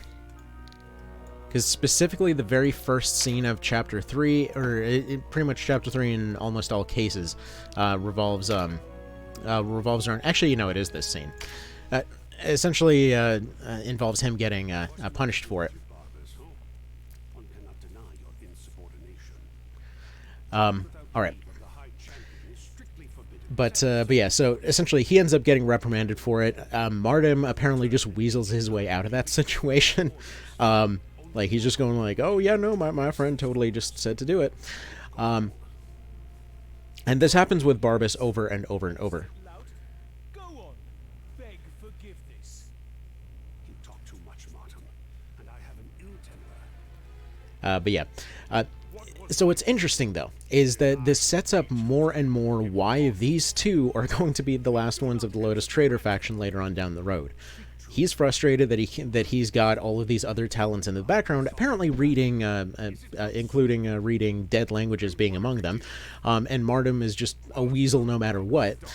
So essentially, they want to kind of prove themselves, do their whole big glorious win thing, but everybody else, wants to stand by and just do their jobs. So in Tardy's case, he's just trying to hold everybody together. Anyway. Yeah, in this particular case, they ended up surviving. What's funny is that, yeah, if only Ozma survives at this point, he just changes to, I see Ozma has accompanied you. Anyway, but yeah, so hopefully that gives a bit of an idea of just like, despite the fact that there was still an attack, the attack wasn't the important part. The important part is just how many elements there were at play in that particular scene, Everyone had their reasons for being there. They were there at the same time. They were setting stuff up. They were paying it off. Every character was acting in accordance with, exactly who they were. In the case of, like, let's say you go there during the law route, right? So, like, let's go down to law here. How does the rhyme attack look in... Or not law. What's it? Which one did I just show here? Let's see, Zapan was there, so it would have been law, so then we're going to want to go... Actually, no, not law. What am I saying? Yeah, law would be the other one, because it would be good guy Vice in that particular case. So anyway, so instead... Oh, they actually just skipped straight to it, because part of it happens in the battle itself. That's what it was. Because, yeah, they should be just doing all of this stuff. The other parts of the cutscene happen within the fight itself, where you're fighting Vice, and there we go. So, like, they knew that there was probably something. They didn't trust them from the start, because you're forced into a peace treaty with them at the very start. But that is to say, you're forced into the peace treaty by your own people, because they know they can't win that fight there unless they take the entire south of the island first. So they're kind of expecting at any point that the Dark Knights would end up betraying them and essentially just come in and attack them, right? So actually they end up reconciling on this particular route. If all goes well, there is a... I forget exactly what we have to do to achieve it, but there is a way that Vice gets tortured to death in the background, apparently. That's a whole other story. Anyway. So either way, again, stuff's being paid off, stuff's being set up over and over. you get the general idea. Anyway, I'm gonna get going. Let's go, like, throw this sucker in there, and hopefully it still makes sense. But anyway, you get the general idea. So at any rate, so everybody's meeting over here, and you're going to save this Duke. The Duke who got beat down by these guys, who is currently being held captive, so they can figure out whether they want to execute him or not, or if he can just flip his people over to their side. And during that time, news spreads that, he's at this castle to also draw in other rebel elements in order to finish them off.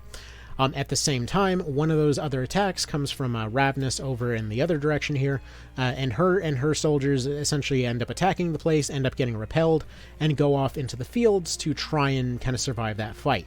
During which time you and the Zenobians show up, you sneak in, you take the castle, you take the Duke back, and he ends up knighting you and restarting the resistance there. So they had a plan, their plan failed just due to kind of taking on more than they could handle. Like, all of your people come in, the Zenobians are immediately not trusted by the Wallister there, because it looks like they're also another faction trying to get in on this political clusterfuck here. So they end up signing on as just advisors looking to just kind of work for free. They have a cover set up that they were banned out of their homeland for not being able to protect one of their relics, which is this sword, but nobody mentions this.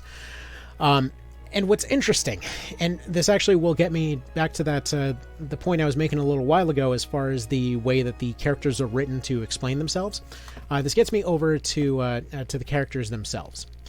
Because when it comes to explaining who somebody is, they rarely, if ever, mention who somebody is more than once, and I think nowhere is this more evident than somebody like Canopus. This is a guy who 1 game ago was already tired of wars and was retiring. He was sick of seeing fighting. He was sick of his Zenobia there had just gotten taken over. They had lost. He was done. His sister just went off to go live in a monastery. He went to go, drown out his sorrows, God knows where. And so you run into this guy, and he's like, "Yeah, no, I don't want to join you guys. I'm sick of wars," and he does nothing. And if you find his sister in the monastery, she'll basically mention that, yeah, no, he's just pissed off because his friend ended up defecting to the Black Queen side in that case, and he doesn't want to go fight his friend. Like he's just not feeling it. So, anyways, over the course of this one map there, you end up convincing his sister to go talk to him. He will then agree to essentially join you for the purpose of going and trying to save his friend and get him to switch to your side. Essentially going from just a standard fight with a rando boss to suddenly getting this character. You end up recruiting the boss and his dragons to your side. And it's this constant political flipping that really matters. But either way, this dude's been through a lot. He has just gone through this entire continent-wide war. He's had this whole other game to go be a veteran at this point. So when he's going and showing up to a fight, like at first he's just joining you as one of the crew, but then immediately as you get on through these fights here, he ends up showing up and just shows up at the front of your team like, I've been through all this before, first person that wants to die, come on. Basically, I think is the exact line, something like, the first one who wants to experience being a corpse, come let me know. Something along those lines. But either way, everything about the way that this guy's acting speaks to this guy's experience and everyone else's relative inexperience. And I specifically mention this in criticism to the way the Triangle handles its main characters there. And just to point this out, I don't mean in general. I don't mean like across the board. Like a lot of the discussions, like for example between Shield Guy and the barkeeper, that stuff was great. The interactions between the main character and his fiance, very believable. And honestly, I really would have liked to see more scenes of essentially just her going and having a bit more agency beyond, just being meek. She has those moments where she sticks out, and it gets very close to those moments of actually being fully independent, but she always ends up kind of bouncing back a little bit. It feels very close to being really solid there. But most of the main cast is written well enough, but when it comes to the main character in particular, he will regularly go into situations talking about how upset he is at having to do X, Y, or Z random thing, and then just not have to ever go through with it. It's not even necessarily the way that he's written. because he always seems to kind of want to just go back to the status quo, so to speak.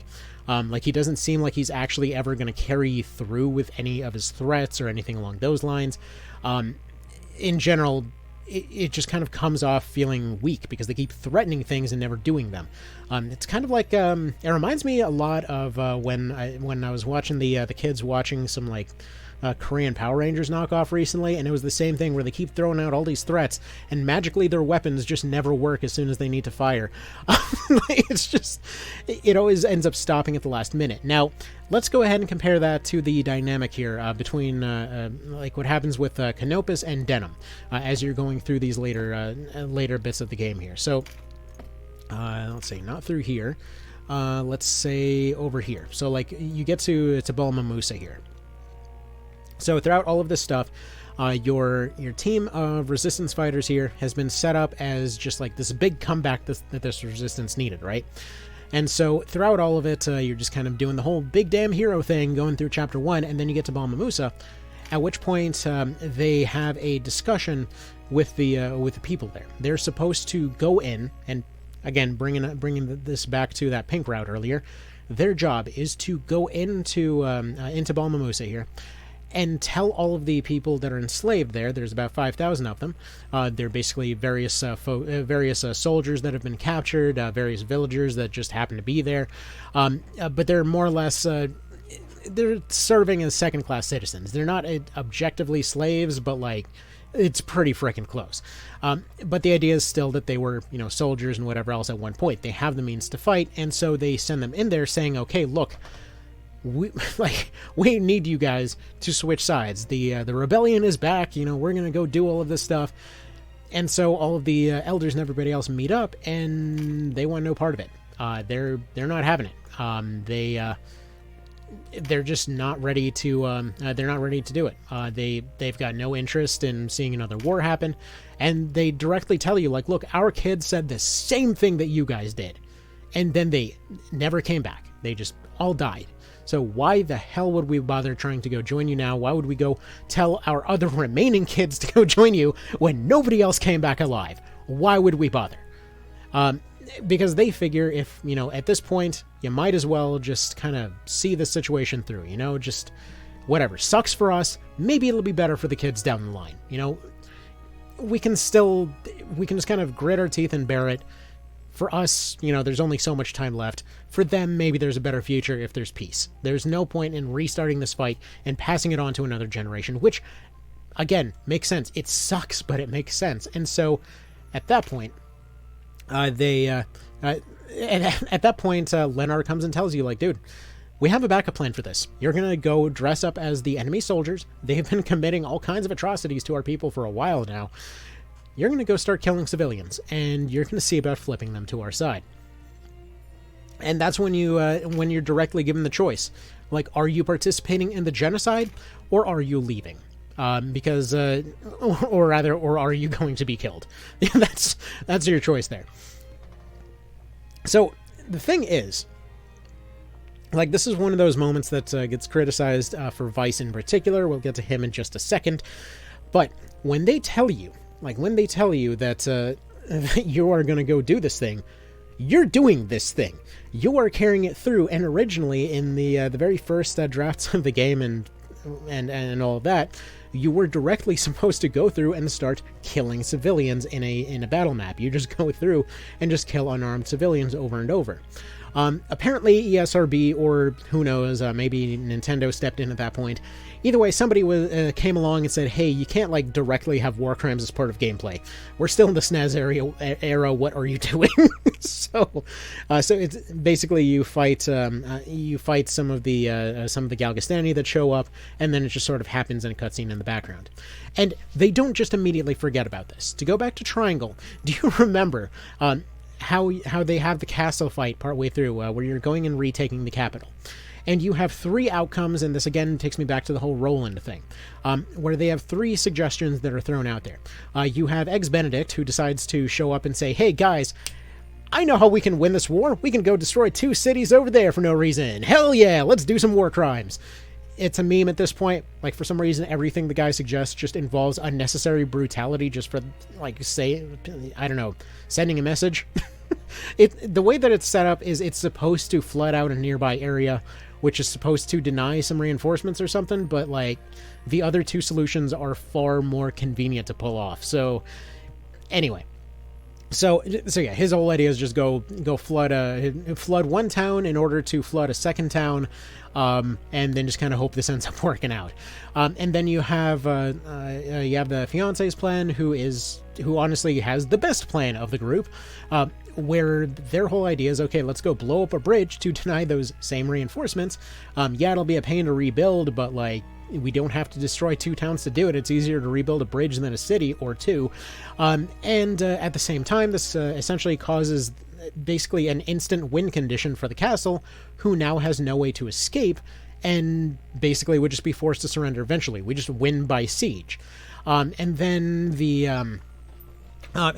basically it's just a very easy, peaceful solution, and historically, how it was usually done. People didn't usually fight in big, epic sieges or whatever else. They usually just destroyed all supply routes going into the place and sat and waited for somebody to give up. There was no sense in trying to go storm the place. And Roland's whole approach to this whole situation is, okay, so we have these two other options, one of which is clearly already a very, very, very good solution. So let's go ahead and throw another one in the mix of why don't we just sneak in using a bunch of secret tunnels that I know of, which, by the way, good way to tie that one in. That one is a solid moment. It's actually one of the few solid decisions that he's got. And they go in to kill off the leadership in order to cause chaos and make the fight easier to win. So, fair enough. I don't see why those two plans can't happen simultaneously, and then everybody just collectively agrees to stop listening to Benedict ever, but either way, as far as general ideas go, in that situation, yeah, he does have an okay plan. He has a reason to know that information. That part is fine. The part that isn't fine is what happens immediately after, because no matter what you did, nobody cares. The city is ruined whether or not you ruined it or not. Essentially, no matter what you do, you still have the same outcomes that happen afterwards. Nobody really calls back to this decision outside of maybe one line of dialogue somewhere. And you just carry on. This decision isn't even important, like whether or not you spared two whole cities or an entire castle's worth of people, or destroyed one of the main infrastructure pieces of this city. Essentially, no matter what way it happens, you have more or less the same situation that comes as a result. It isn't even relevant for the golden route. But you know what is relevant to the golden route? Whether or not you convince an old guy to stop lying to you. Because immediately after... Actually, we'll get to that. So, back to Balmamusa here for a second before I get carried away. So, again, in this particular case, like, do we want to go through the... Let's see, do we want to actually listen to the whole thing or not? Maybe we'll just listen to it in the background here. But either way, they set up this whole thing where, you know, they have this good plan. The good plan can't actually end up playing out. And so they're left with two very bad options of either go leave and essentially still stick to that same old situation where everything is going wrong for their faction, that they're already getting pounded into the dirt, that they're basically on the run, or do they go the other route and just start committing atrocities, hoping that somehow it'll fix this situation? So let's go ahead and kind of continue on here real quick before anything else here. Actually, yeah, let's go ahead and skip through all of this real quick, because I want to get to a certain thing here. So let's talk about Weiss and Roland here for a second. So Weiss oftentimes gets criticized at this point because he basically will pick a side no matter what you do. Now, what's funny is that even in his case, he still gets his character moments. He still has those moments where he'll end up going and... kind of sticking to his guns, so to speak, because his motivation was never anything morally anything. You see these three that are the main characters of this game here, more or less. Thing is, the dynamic isn't like one's good, one's bad, one's neutral. The way that it goes is just you and your sister are just kind of hanging out and surviving, right? She just wants to see everybody survive. Denim wants to get revenge for his dad and wants to try and win the war. Vice over here would ideally like to see the war won, but realistically, he is just trying to get busy with Kashua. So essentially, his motivations are purely personal. He wants to see you out of the picture because he figures 3 minus 1, that equals 2, my odds improve. Even though they are supposedly related, I mean, later on they find out it's kind of the Japanese trope of, hey, they're not technically related, so get on it fanfiction kind of situation, but either way, his motivation is primarily to try to get in her good graces. Now, the ways that he goes about this are constantly questionable, but he does still have his own agency through the story. If you go Chaos, he'll go decide to join in the massacre, and he'll essentially serve as one of their main agents for hunting you down, because he wants to get rid of you so that he can capture Kashua there. If you decide to go down the law route, as it's called, and follow your orders, he'll essentially be appalled at how dare you do such a thing, and he'll go and start off his own resistance off in the background. And his resistance, one of the first things they do is try to convince Kashua to join. Goosen is specifically told, apparently, to go and try to talk to her first. Again, his motivation is entirely to get her to change sides. They constantly appeal to the whole thing over, like, oh, you would have followed him no matter what, and yeah, pretty much. And then if you go down the neutral route, he just completely malfunctions. So neutral route is when you go down the chaos route, but then you choose to rejoin the resistance later anyway and let bygones be bygones. In that particular situation, he basically decides, screw it. At this point, everybody's just a traitor to me, and at this point, just for even accepting you back, like just for adding an extra wrinkle in his plan, the Duke has to die. And this actually leads to one of the more kind of dramatic death scenes in the game there, where, let's see, is it going to be on this one? No, that's the one where Leonard does it. Let's see, is this one? No, I believe he might be the one over here. Let's see, Hunt for Vice. No, we're in chapter 3. Hold on, give me just a sec here. Yeah, there's neutral.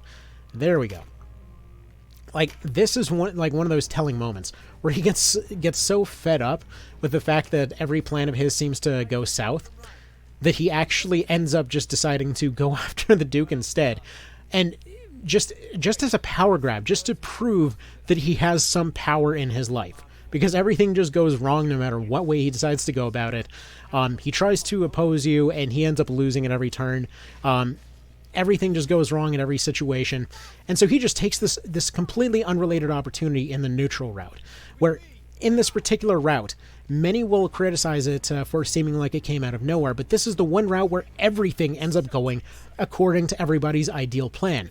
You have the peacekeepers of the island that want to transfer the island over, or they want to transfer the southern half of the island over to the Wallister in order to make peace.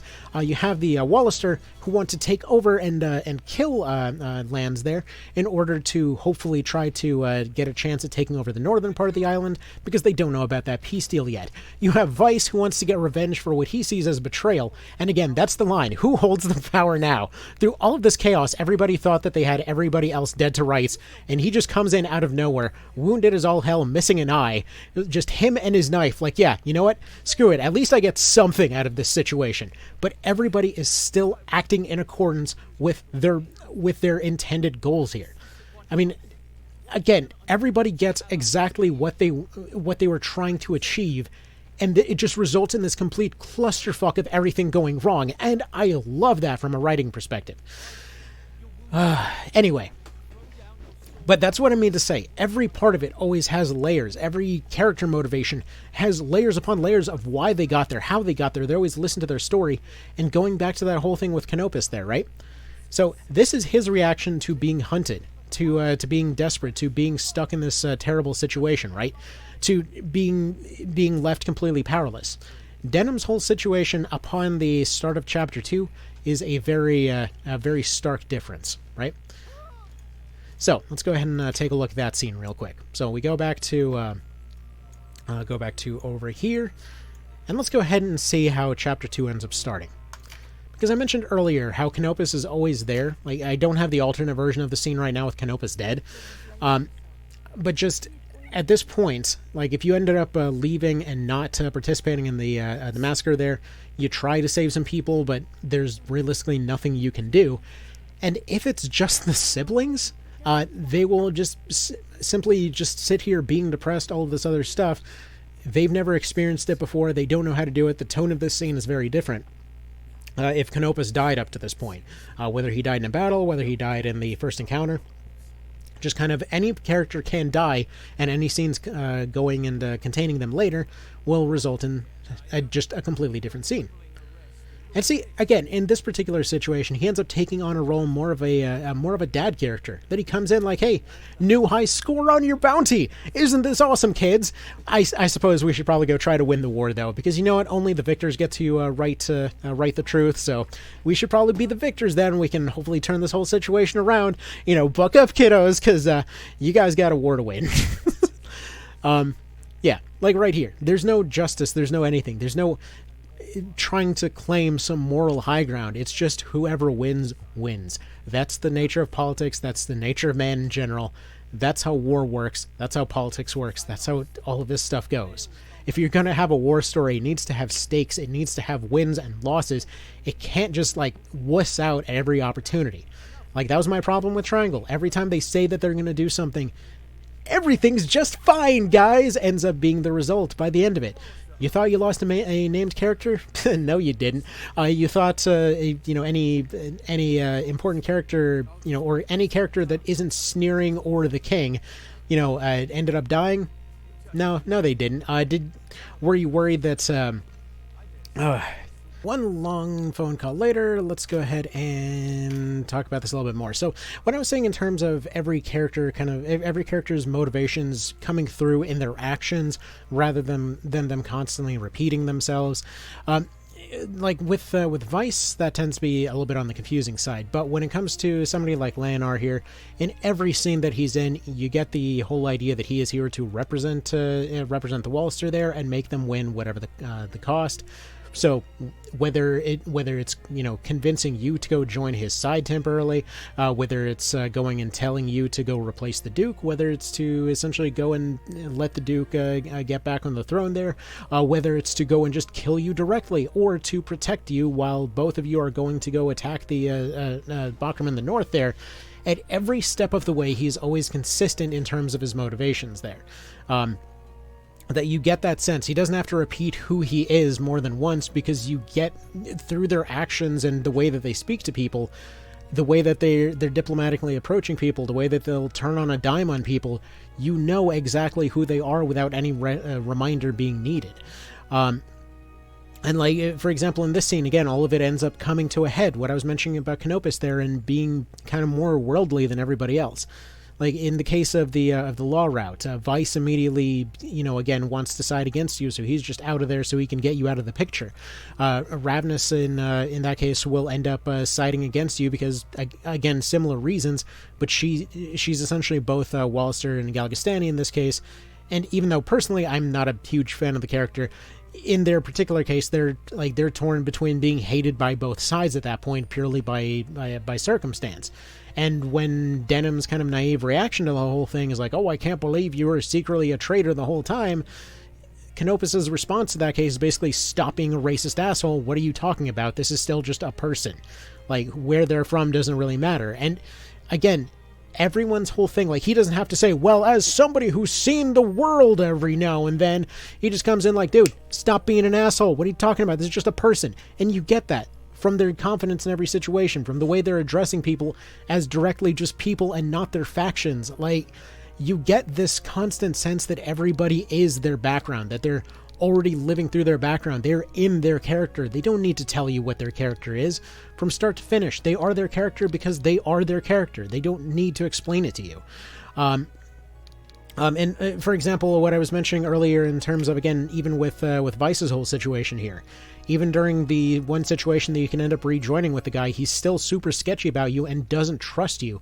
Like, his first reaction is to just be on the opposite side, but then once he realizes he's on the right side of history for once, he ends up changing entirely. He ends up having his people trying to convince her to leave, but he considers you a complete write-off. He sends, again, people to recruit her and kill you. because you are at that point just a complete war criminal in his eyes and completely irredeemable. That you've gone and killed several people, I mean like thousands of people at that point. Like, you get, again, this sense that everybody has their own opinions. They're not going to spell it out to you. It's very rare that anybody ever spells out their actual motivations until you go through on a different route and you see the consistencies in what they were trying to achieve. That is what good writing will give you in a story like this, where the whole point of the story is that it's these branching paths that will change depending on who lived or died or interacted with each other or lied to each other or who, and every time you go through, you experience a different story, a slightly different lens in this same world, and see how it all was there the whole time. That's the beauty of what the story gives you. And in Triangle's case, the lack of permutations, the lack of those situations where things change based on context, means that no matter what you do, you're still just getting the same story, the same betrayals, the same all of that stuff.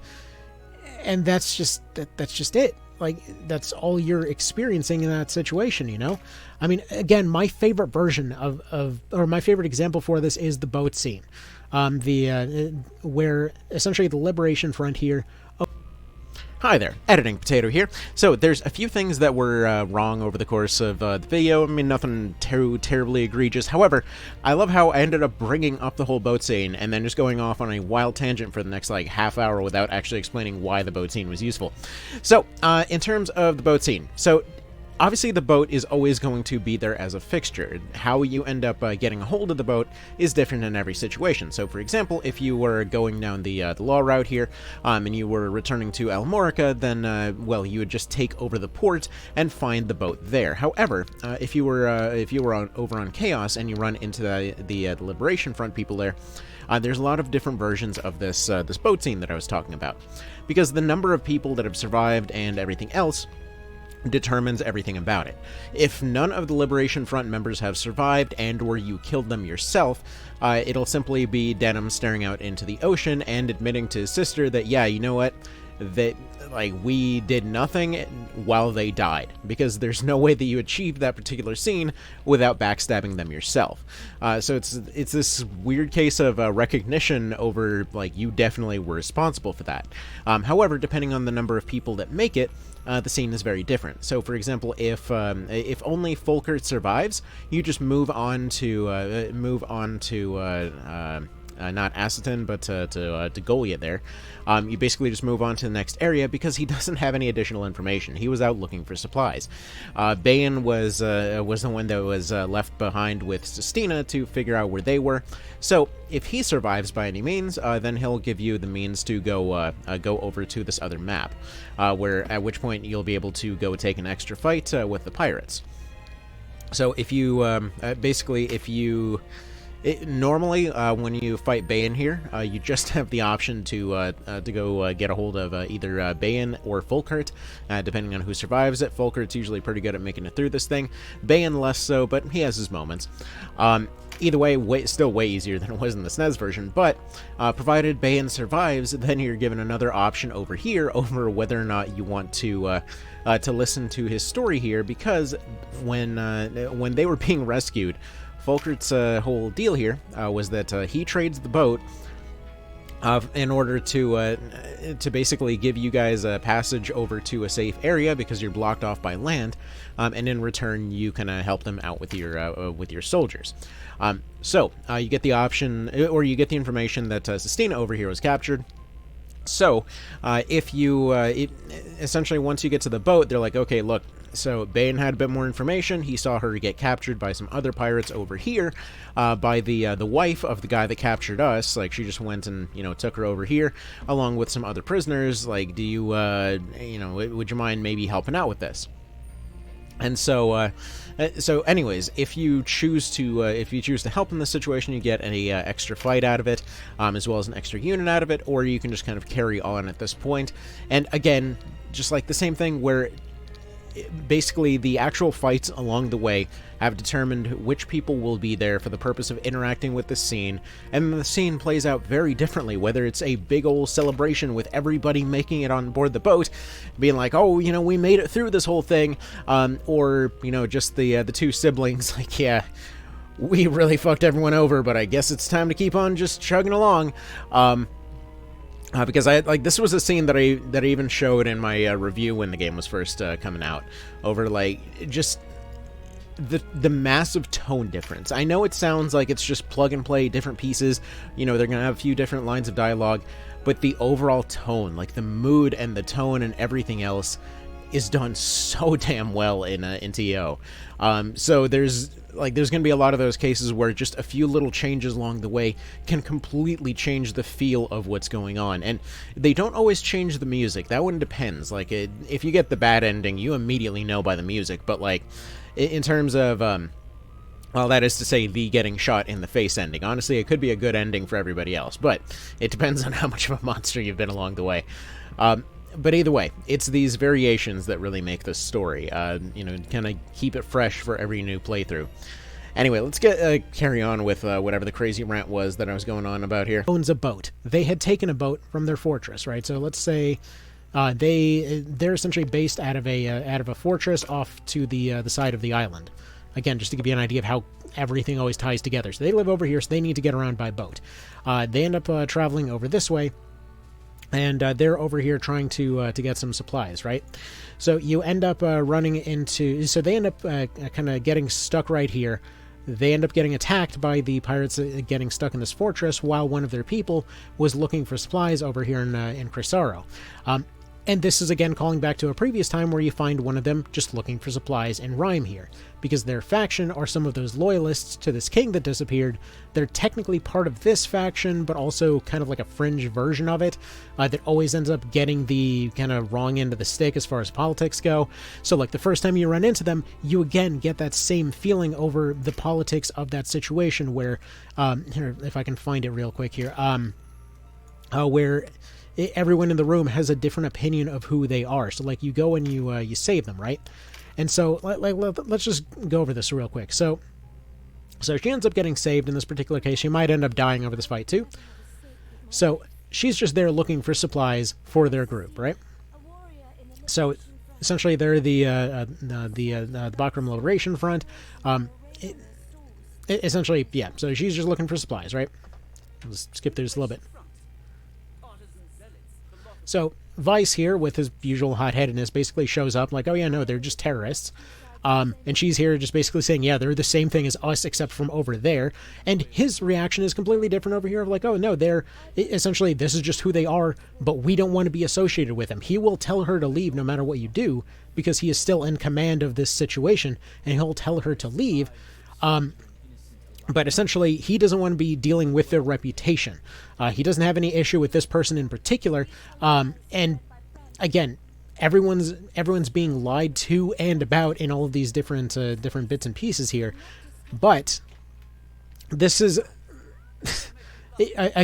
this is calling back to the previous part of the game here, where the Walster essentially were treating the Bakram like dirt, who then, when the Bakram took over the Walster and Galistani were treated like dirt, and then the Galistani won and they were treating the Walster like dirt, and now everybody just wants to turn it around as everybody treated everybody else like dirt at some time in the past. And then you're given a choice at this point over, if you saved her. If you didn't save her, nobody cares about your opinion. This just sort of happens. If you did save her, they'll directly ask you, what's your take on this whole thing? Do you want peace, or are you here to kind of get a stronger claim for the Wallister there? So, again, the different politics, the different points everybody has, all of these different political viewpoints, backgrounds, whatever else, colliding together into this crazy mishmash of different ideologies and, financial situations and everything else. That's where all the writing in this one comes from, that everything has another layer, another layer, another layer. Everything you look back on, there's another layer. Nothing is just simply there to be there, which actually gets us over to the endings here. So let me go ahead and show you something. So one of the things that ended up coming up here over the course of many comments was this thing saying that that when it came to Tactics Ogre, that it had one ending, or the triangle had 4, which, here's the thing. Triangle has 4, sure. They branch off in their 4 different directions. You get your 1 extra fight, you get your JPEG. And again, I don't want to directly go and compare these as they were, because it's not really a fair comparison. The difference is, like I mentioned, that in Tactics Ogre's case, everything has permutations. Who did what, where, when, how is still going to constantly play a part in the story, like large and small, right? So, what are you doing in the Hanging Gardens? Does anybody remember that might have played both? Do you remember the conversation? Because your actual plot has already ended hours ago by that point. It ended when you got back and you either got Cashua back to the palace or Denham got back and reported to his advisors back at the palace. That is when the plot ended. The actual point of the Hanging Gardens is just to have a last boss. Like, it's just, at that point, it's literally just, we need a dungeon over here. We've got a few hanging threads, and we're just going to hang them all out over there. Because you have the sword that was stolen that's still missing. You have the Lotus traders who are still out and about and that are hiding in the Hanging Gardens. You have the missing king that was never resolved. You have the question over what happened to said missing king, and basically you have what's left of Lotus that just doesn't really have any other choice but to go with the traders at that point, because their main leaders have more or less just been pushed out and or are leaving. So you basically have just one last stand of whoever's left. That's what you're doing at the Hanging Gardens. The final boss that shows up there is just because, hey, that's where the king's been stuck this whole time.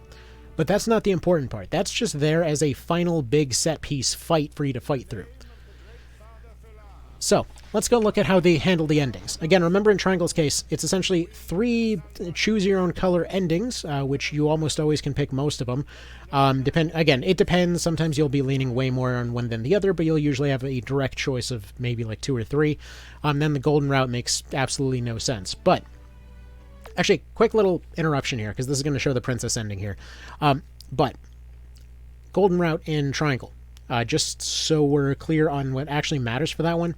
Whether or not you choose to save Roland or not, doesn't matter. He ends up fine anyway.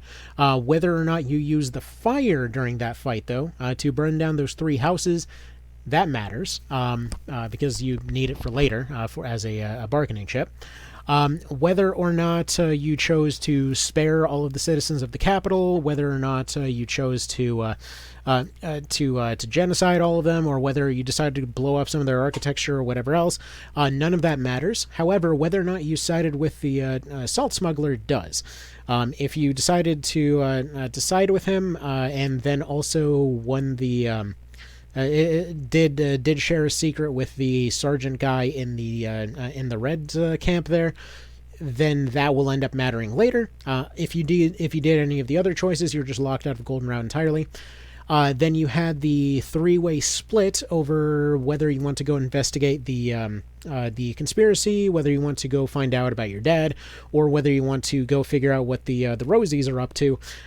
Whichever way you decide to go about that, you still find out the exact same information, but the game only cares about where you find out about that same information. You still find out that you have a claim to the throne there, you still find out that the Rosies have a secret rock, and then you also find out that the conspiracy was dealt with. Now, as far as all that goes, again, you have the same information no matter what. However, if you find it out from your dad as opposed to anybody else, I guess he just suddenly cares in that particular situation. Otherwise, he will never bring up the claim to the throne. He'll never directly go after it. There's no dialogue options to directly go after it unless it's for the red ending. I believe it was the red ending that directly says to do that. But either way, he will not try to go form his own faction. So that part, if you discover it by your dad, then you're on the golden route still. If you do any of the other 2, same information, doesn't matter though. And then finally, the only reason that the only other thing that matters is whether or not you enslaved the Pinkies. I mean, one way or another, they're going out. But if you chose to enslave them, you then don't get the chance to have any dialogue with them. If you chose to save them, you get 1 extra dialogue scene in which the old man lies to you. If he lies to you, you have a instant game over condition, but then you go back and you have the chance to tell him not to lie to you by going and collecting some furniture. Boy, this makes so much sense. And then at that point, he will show you their cool rock, at which point you just show the other guys the cool rock, and everybody's like, wow, there's this cool rock, we should go attack the capital now. So one way or another, cool rock discovered, they attack the capital. and they get that mine back, and basically that's where a golden route is kind of all set up there. And then golden route consists of doing all of the other 3 routes at the same time, which reasonably is what they should have been doing the whole time, but they just never come to that conclusion. Honestly, like in retrospect, I was recently going through it all again. In retrospect, it feels like they originally created it to only have the golden route, and then maybe the other ones were just kind of offshoots that they decided to throw in there, because they feel like half of the gold, like not even half, they feel like a third of the golden route in any direction there.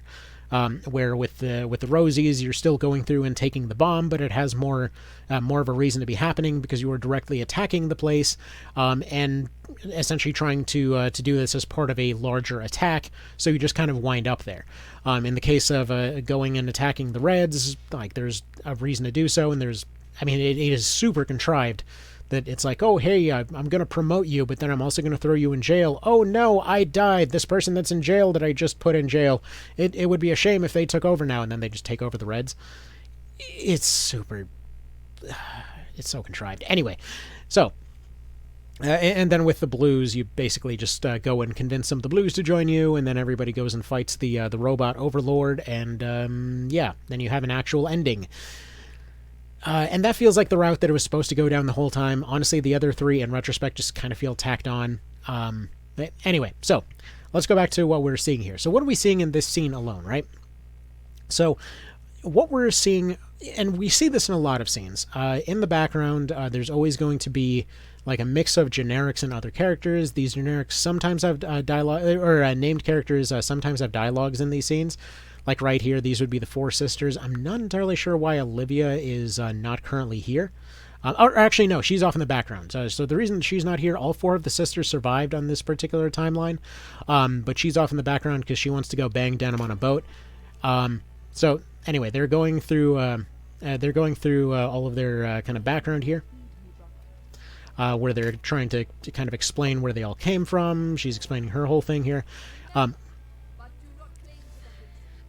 So the whole point of the princess route here is that once they have somebody that is related to the old king that everyone can just agree to follow, they can begrudgingly put away all of these old fights. The problem of this whole region is that everybody is stubborn as hell and refuses to let blood feuds die. And if you think this sounds unrealistic, go look up the entire fucking history of Eastern Europe, because that stuff is non-stop.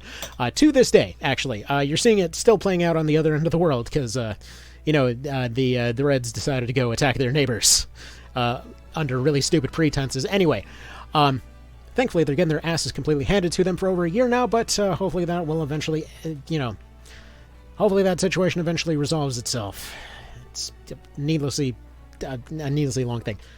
Anyway, so in this particular case, again, what you're seeing is that every character that will have made it, that has any any action whatsoever in the story, will be it will essentially have some place in the ending. So the ending will have different permutations depending on who made it where. This is, again, very similar to how Fallout or something like Mass Effect did it, where essentially you're still ending in the same location. Like for example, I wouldn't see any Triangle Strategy fans arguing that every, let's say Mass Effect 2 has the same ending, when, it would be essentially different depending on the characters, which... Again, it ends in the same place, but every person will still have an outcome to their story. Like, let's say Knight Commander Ozma there, right? So if you never, for example, recruited her to your team, there's a decent chance that you might have fought her over the course of the story, that you might have been responsible for her death yourself. If you, for example, saved Hobram and you ended up having them encounter each other during a boss fight, then she started having questions about her own faction, seeing if she got betrayed by her own commander there. If you end up running into her again and she has a chance to question Hobram directly, then they find out about each other, and if you get her health over to critical and go and disable the partner that's with her, the partner will retreat along with their soldiers and she will end up joining you, at which point they will have an ending together in which they will go and start off another rebellion over in Lotus with her Glacius faction there. At the same time, if you, for example, discover that the Balzaphon was the one that blinded Hobram to begin with, and basically tried to have him killed, on account of doing their whole thing with their coup off in the background. But you don't have her finish going and questioning Hobram, or if, for example, she's convinced to leave by her partner / commander guy there, you'll essentially see another scene in the end credits where it's Balzaphon wheeling her in a wheelchair back onto their ship, implying that once again he ended up going and just turning somebody into a vegetable with whatever poisons he keeps using on people, just due to the fact that she was questioning him. Again, very vastly different things can happen to any of your people along the way. In this case, Denham's just going and talking to whoever made it. In this case, this is the scene with the Zenobians here. On this particular route, Gildas ended up dying because it was neutral out. Canopus ended up dying because it was a speed run. Neither Hamilton nor Warren ended up making it this far. But again, in Coda 4, you can resolve a lot of this stuff. But anyway, so he's still just at least glad to have helped, but basically, depending on who's left, they'll have different conversations between each other. They'll have a completely different dynamic to the fight. He's saying he should return, but yeah. But yeah, he's just off to go report what happened. And this is right here setting up the sequel that we never quite happened. Nice to English. Which, yeah, in Ogre 8, you were supposed to go in and you actually run into the Valerians there in Zenobia after it's been recaptured, and yeah, you're supposed to be able to recruit Denham and some of the team there. But yeah, the story kind of plays out in terms of like he's just talking to his dad's grave, explaining what happened to everybody. Like Azelston in this case ended up going and dying of some kind of heart condition or something off in the background. So because we completed his side quest here at the Pirates Graveyard, he made a point to go back and revisit the Pirates Graveyard, to go revisit the place where he found out about the stories of all the pirates there, to go leave some flowers on his grave.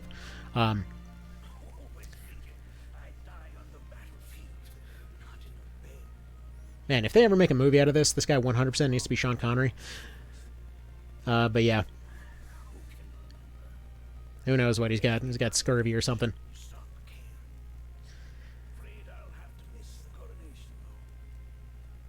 But yeah. Let's go to the next one here real quick. And again, like, I love this story structure. I love the way that this is all set up. You got Diebold and Oleus who end up having their own ending together because they both survived this time around. But for example, if it's just Oleus, I believe she goes off to go live in a convent or something. If it's just Diebold, I believe he just kind of quietly dies in the kind of in the background there. Just kind of goes and rots away. You have, for example, Yunin. Like, you remember what I said about some of your side characters in Triangle Strategy? You know how you've got the Shieldbird guy? I was really excited when I saw that guy's whole setup, that he was supposed to be a general from the opposing side, going through PTSD, trying to make up for the terrible things that they've done. And then when you actually go through his whole side story, it's just like 3 scenes long, and he saves one random guy. He's like, "I'm cured of my PTSD, you guys. I'm the hero now." And it's like, what the fuck was that? Come on, man. This is such a cool concept for a character, and you're going to do nothing with it. You've got the two commanders, again, from opposing sides, the old couple that never bother talking to each other. But, for example, look at the journey that you have between Ocean and Yunin in this one. Where in Yunin's case, like, this is a guy that ends up joining you as just a random extra unit along the way, and you find out he's one of the commanders, and he has lines with every one of the opposing commanders along the way, where they're questioning how you're even okay with having this guy in your team. And you're like, what the hell? He's just a Dragoon guy. What are you talking about? And you find out more and more from every time you talk to a commander that he's done a ton of shady shit in his past, that he's gone and burned down entire towns just because his orders told him to, you know? And so, like, over the course of the law route, for example, you run into to Hector and his dad, and to an extent their quartermaster there. all of whom will set up this whole story over how they're also guilty of doing a lot of terrible things, but they figure they can convince their own people to defect to your side, to go join the resistance instead of going and continuing the blood feud if they themselves just suddenly were to disappear out of the picture, you know? Where... Oh, and I forgot, Donalto ends up getting his scene with the kids there. That's sketchy in retrospect. Anyway, so the as far as Yunin and them goes, like, he sees multiple commanders from his side come to that same conclusion, that they're racked with guilt over the stuff they've done. They have nothing else to go for, and so they willingly basically offer themselves up to their enemies, saying, "Look, kill me, spare my soldiers." And then their soldiers take that as a message to be like, okay, it's time to just end this fight. That was their last command. That's what we'll do. We'll go ahead and just kind of stop fighting. Maybe we'll give peace a chance here, you know? So he does, Hector does it. His dad does it. This quartermaster guy's run down over the course of, just random fights. But he lets you know that his dad ended up throwing himself off a building with those same instructions of, like, my last instructions are for you to chill out with, you just kind of whoever owns this place owns it now, okay? I'm just going to go that way, don't worry about me, and then he just disappears.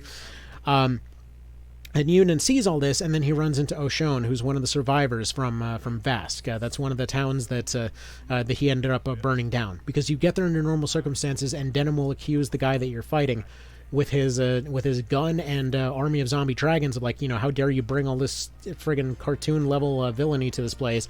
And he tells him, like, what the hell are you accusing me of? This was already like this when I got here, right?